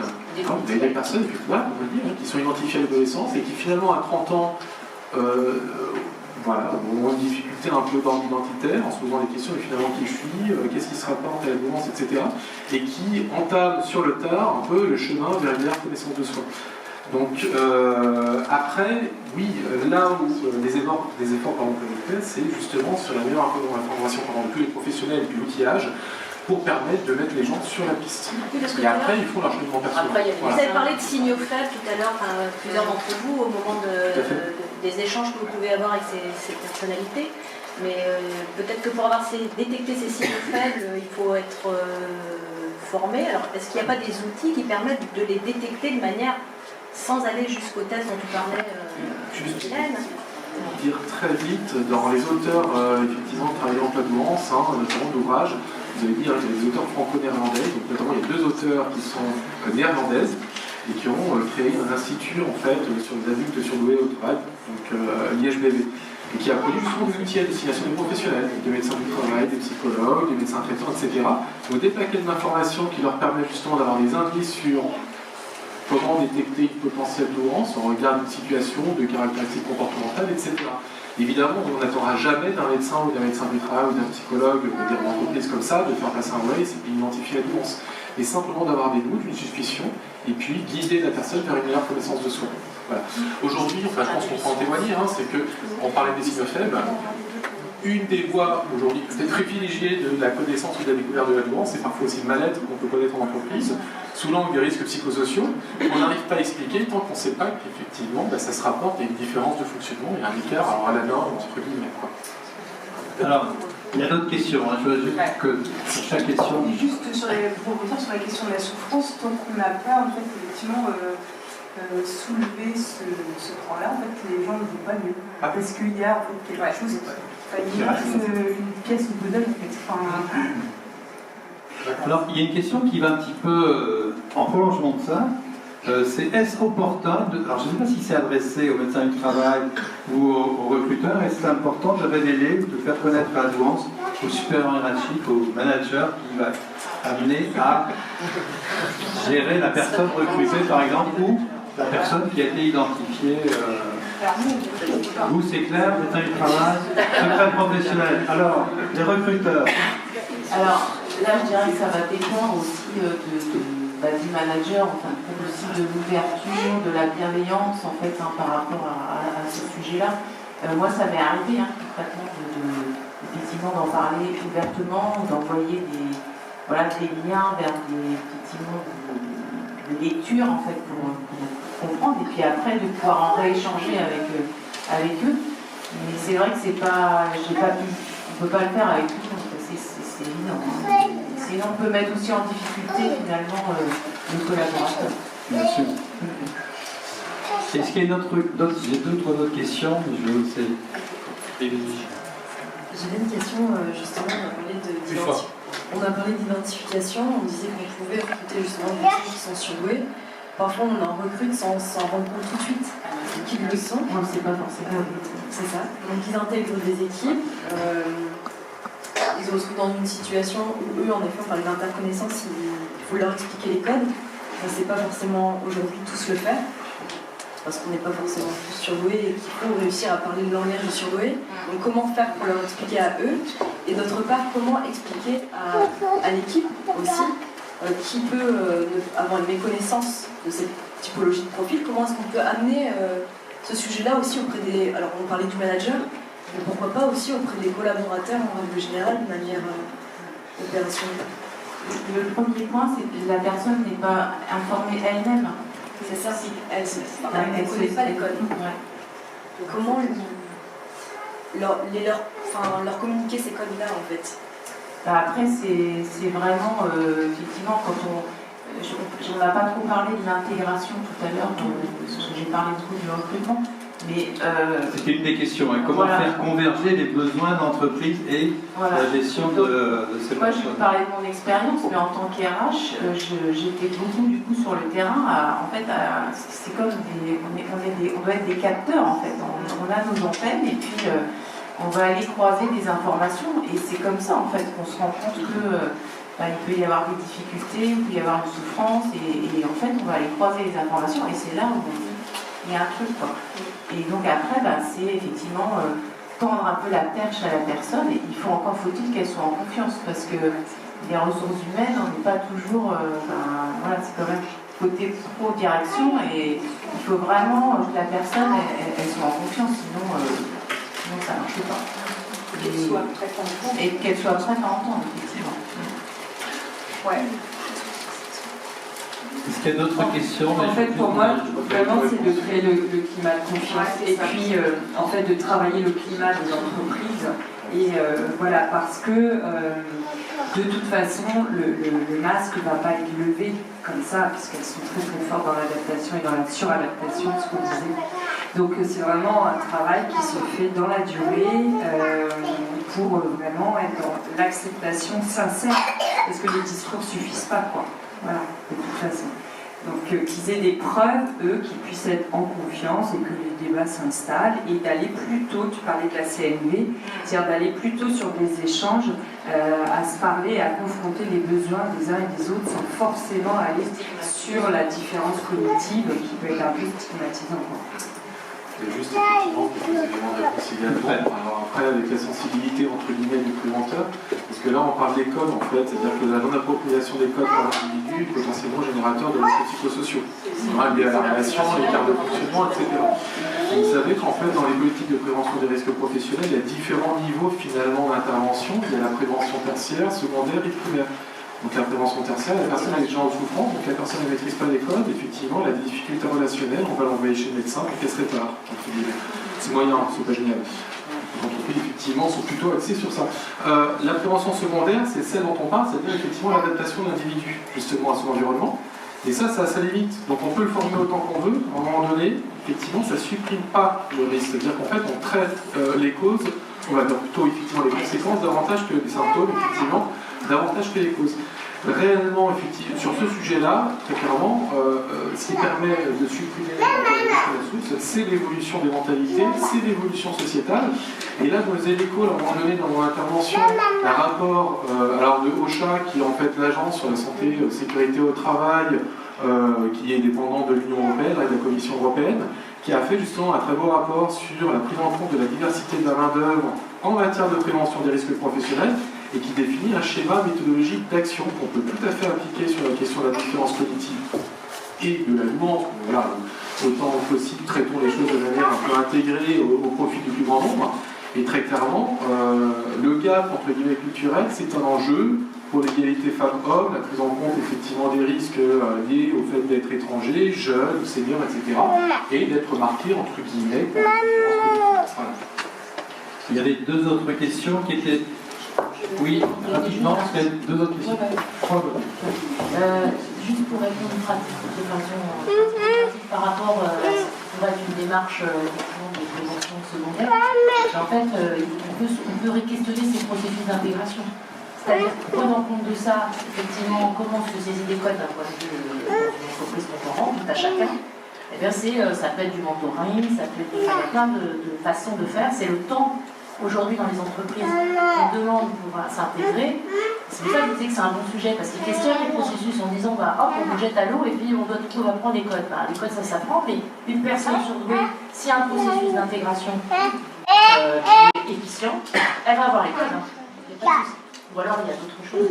Ça fait partie clairement, le processus d'intégration, des éléments de prévention de risques psychosociaux de primaire. Alors, gardez le micro, il y avait deux autres questions qui sont d'ordre plutôt psycho, voire psychopathologique. Quels sont les troubles psychopathologiques qui peuvent accompagner le noir? C'est une autre question, c'est pas exactement la même, mais qui peut être forte. Quels sont les mécanismes de défense employés par les personnes douées et comment en sortir? Elle a plein d'assistants. Cécilia, j'ai pas entendu la fin de la deuxième question. C'est pas surprenant. Alors, un peu d'attention pour les petits jeunes. Quels sont les mécanismes de défense qui sont employés par les personnes et comment en sortir? Et puis la première, c'était les troubles psychopathos qui peuvent accompagner la vie. Les mécanismes de défense pour survivre dans le... Ouais, pour s'en sortir, voilà. Je parlais de l'humour tout à l'heure, en fait, ça permet en fait aussi de dédramatiser des situations un peu compliquées en fait à gérer. Après, vous parlez tout à l'heure de l'agressivité en fait. Il y a aussi des personnes qui peuvent être un peu sur le mode agressif parce que ça fait comment se sortir de là, il y a l'isolement. L'isolement, clairement, plutôt que d'être confronté tout le temps à son décalage et à sa différence et d'en souffrir, on s'isole, on fait comment dire, ses petites affaires et puis on se mêler au collectif, en fait. Parce que le collectif peut parfois être très compliqué à gérer, en fait, parce qu'il y a des mécanismes de groupe qui se mettent aussi en place. Aussi des mécanismes d'exclusion, en fait. Oui, tout à fait. Et après, sur tout ce qui est psychopathologie, alors moi, je sais pas, j'arrive pas à être convaincue, mais ça existe, hein, que quand on est surdoué, en fait, on a des personnalités toxiques, en fait. Donc moi, j'arrive pas à le croire, mais parce que peut-être que j'en ai pas eu tant que ça l'expérience, en fait, non plus dans mon parcours, en fait, parcours de vie et parcours professionnel. Donc je n'ai pas d'avis, en fait, trop sur cette question. Parce que, ouais, j'arrive pas à avoir cet aspect. Est-ce que oui, peut-être les deux, l'autre des coachs, c'est des mécanismes de défense. En fait, sur les psychopathologies, c'est plutôt ce qui peut être confusant en fait, par rapport à des vraies psychopathologies. Donc, moi, souvent, il y a des personnes qui disent sur le web, j'ai fait 3 burn-out. 3 burn-out, quand même, tout ça. Donc voilà, il peut y avoir aussi des variations d'humeur qui peuvent être confondues justement quand on peut aller voir un médecin sur des variations d'humeur qui sont pas normales. Donc il y a un auteur, la théorie de la désintégration positive qui parle justement de la question de la douance, qui explique bien ces phénomènes parfois d'effondrement, d'urmenage, en forme de surmenage, et puis de rebond derrière. Donc ça, c'est des fois, ça peut être, il peut y avoir des confusions. Mais les traumatismes qu'il y a eu sur les questions d'identité, etc., toute une vie, il peut créer toutes les formes de pathologies. Donc il peut y avoir des décompensations psychotiques. Toutes les fragilités de l'être humain peuvent être accélérées du fait de cette exclusion, des traumatismes successifs et de l'exclusion. Et on n'a pas encore fait d'études sur le processus discriminatoire et l'effet sur la santé, mais je fais l'hypothèse qu'on aurait aussi, en disant ça surexpose le risque psychosociaux ou à la dépression ou à la décompensation psychotique si on avait un profil de cette nature. C'est une question. Moi qui donne le micro, sur les mécanismes de défense, je voulais rajouter, parce que pour les entreprises, la sursollicitation. Parce que comme il y a beaucoup d'ennuis, même s'ils ont des périmètres importants, même s'ils ont des fonctions importantes, ils peuvent terriblement s'ennuyer. Et du coup, pour compenser cet ennui, eux-mêmes être générateurs de demandeurs. Mais en fait, c'est pour ça. Enfin, ils s'endorment et là, il y a vraiment un risque. Voilà. Juste très rapidement, de dire qu'effectivement, il n'y a pas de liens évidents qui ont été mis il n'y a pas de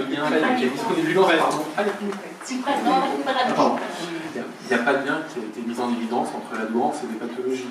Par contre, effectivement, il faudrait la douance un certain nombre effectivement de caractéristiques qui, on le sait, comme le perfectionnisme par exemple, peuvent exposer davantage que pour d'autres personnes à des risques de surmenage, de voilà, l'anxiété, etc. Et voilà, ça c'est peut-être après la difficulté d'intégration. Un tirage ou important du médecin. Vas-y, un tirage du médecin. Et puis après, j'avais une question sur un conseil que vous pourriez donner à une jeune fille qui est très consciente de sa douance, qui a déjà fait beaucoup de. Voilà, donc elle sait où elle en est, mais qui aimerait informer sa hiérarchie de sa différence, justement avant de faire. Qui est déjà en surmenage et qui aimerait. Elle ne sait pas à qui s'adresser dans son entreprise. Oui. Ça peut être le médecin du travail s'il est sensibilisé aussi à ce sujet-là. Après, pour répondre à cette question-là, il faut connaître l'environnement professionnel, parce que si l'environnement professionnel est bienveillant, il y aura une écoute attentive et il y aura des réponses adaptées. Par contre, ça peut être aussi source de stigmatisation, d'exclusion et de souffrance encore plus importante. C'est compliqué de répondre, ouais. Et juste, c'est sur la confusion diagnostique entre en fait l'hypersensibilité qu'on trouve chez les hauts potentiels et le diagnostic de bipolarité. Il y a en fait, je pense, des erreurs diagnostiques, il y a des gens qui prennent des personnes hypersensibles qui sont traitées pour des troubles de l'humeur, et je pense parce qu'on n'a pas le bon regard en fait sur ces personnes-là. Mais juste faut apporter effectivement des éléments de raison. Donc ces jeunes filles qui connaissent bien ce mouvement, c'est vrai de pouvoir en parler, justement pour expliquer sans doute aussi des ambiguïtés dans la relation, des difficultés, etc. Et poser des mots un petit peu sur ça. Bon, juste revenir effectivement sur ce qu'on s'est dit, c'est-à-dire que la société aujourd'hui, elle est en train d'évoluer, elle est en train de bouger, mais elle n'était pas encore prête à entendre ces choses-là, parce que simplement, on n'en parle peut-être pas encore assez, et de manière suffisamment un peu, on va dire, objective ou rationnelle. Enfin bon, c'était nous le sens de notre démarche à travers justement travailler en Pays-de-France, pour en faire quelque chose d'un peu d'entendable et d'audible. Par contre, ce qu'elle peut éventuellement faire, à côté d'en parler, on va dire, aux médecins du travail, c'est pouvoir exprimer des besoins. Te dire, mais moi je fonctionne comme ça, moi mes besoins c'est cela. Voilà, comme elle se connaît, elle est capable de les exprimer de façon à peu près, et sans mettre un terme, poser un mot effectivement qui est la source de bien des mots, puisque derrière, eh bien, à travers toutes les représentations et les préjugés qu'il peut y avoir, ça peut entraîner aussi des phénomènes d'exclusion. Donc, juste pour dire effectivement, en travaillant en Douance, on a en toute fin de l'ouvrage fait paraître une contribution de ligne sur Douance et discrimination, avec les témoignages de discrimination directe, liées à la connaissance par un employeur, par des collègues, des hautes capacités intellectuelles ou effectivement de la douance à proprement parler. Aujourd'hui, ce n'est pas une discrimination légale parce que ça ne fait pas partie des critères de discrimination. Voilà, et puis quand ce n'est pas un handicap, contrairement à d'autres différences cognitives, on peut le rapprocher à pas grand-chose. Donc voilà, mais néanmoins, ces phénomènes sont des réels. Voilà. Juste beaucoup de prudence par rapport à ça. Peut-être la chance par contre d'avoir un manager qui lui-même est doué, ça peut arriver parfois, et là c'est royal. Mais bon, on ne le sait pas. Question spécifique pour Annette Bourbon. Est-ce qu'il y a des profils MBTI qui se rapprochent au potentiel, plutôt des hauts potentiels, qui se caractérisent par des trucs spécifiques ou pas? Ça peut être non, hein. Alors moi, j'en ai pas à ma connaissance, mais je crois qu'Hélène a visiblement une étude qui a été faite en... Il y a une étude qui a été faite qui c'était dans le livre de Cécile. On va passer le micro. Juste pour dire quand même, par exemple, sur la préférence introvertie-extravertie, tu as aussi bien le potentiel extraverti qu'introverti. Donc après... en fait... Attends, on te passe le micro. En fait, on pourra regarder la page du livre de Cécile Bost qui en parle, qui serait fait une référence sur une étude qui a phasé les profils MBTI et les douances. Alors après, la représentativité, moi je reste toujours très prudente parce que je pense que c'est vraiment très différent En fait, c'est pas lié à la personnalité. Moi, ce que je constate, c'est qu'en tout cas, que ce soit le MBTI, le process code, l'énéagramme, enfin moi je pratique plutôt les process code et l'énéagramme, mais en fait, à chaque fois, il y a tout. Mais ce qui est semblable, c'est que c'est moins évident. C'est-à-dire qu'une personne, c'est aussi ça ce qui met sur la piste, c'est qu'une personne qui vient et qui veut faire un profil ProcessCom, eh bien, ça ne va pas être aussi évident dans le questionnement de trouver sa vie d'un public, parce qu'il y a effectivement une suradaptation, etc. Donc le MBTI, a priori, il y aurait plus de personnes introverties qu'extraverties. Voilà. Ça fait aussi la question du profil type, là, entre quelqu'un qui est agressif ou quelqu'un qui est isolé, vous avez des grandes différences. En tout cas, il y a des choses qui ont été faites. Je ne me rappelle plus, du coup, je ne l'ai pas retenu parce que je trouvais que c'était pas. Enfin voilà, ça. Mais en tout cas, dans le livre de Cécile Bost, là, elle en fait il y a des études. Et puis il y a même des choses sur les énéagrammes. J'ai le moment de conclure, si on veut respecter le temps, parce qu'il y a une intervient, et après, il y a un mot de conclusion pour la soirée. Ah, si c'était prévu. Alors, juste vous rappeler avant de donner la parole à Yann Gaël que comme le proposait l'idée, vous voyez bien, c'est complexe et l'idée c'est de pouvoir y réfléchir à plusieurs parce qu'évidemment les solutions sont loin d'être unies.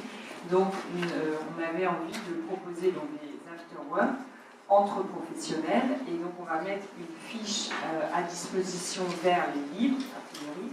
Pour ceux qui sont volontaires, nous laisser vos coordonnées et puis on réfléchira à voir comment organiser ça voilà, sur le territoire brestois. Yann Gaël, 3 minutes. Je sais que tu sais faire en 3 minutes. 3 minutes 30, je sais que tu prends. Alors là, je suis un petit peu dépourvu parce qu'en fait, j'ai pas mal participé aux échanges. Je n'ai pas préparé justement ma conclusion. Non, mais juste pour se dire, voilà, le plus grand des dangers, ce serait de voir que justement la nuance en concerne que quelques-uns. Quand on en parle parfois, parfois à des professionnels, des conseillers mobilité carrière, en évolution pro, ils disent oui, mais il n'y a pas besoin de se former, c'est 3 personnes dans une carrière, c'est quasiment rien. En fait, en réalité, j'ai l'impression que c'est très peu long, parce que justement, il les détecte pas, il les repère pas. Juste se rappeler que quand on parle de mouvement, c'est 5,5% de la population, mais en France, c'est 2 millions de personnes.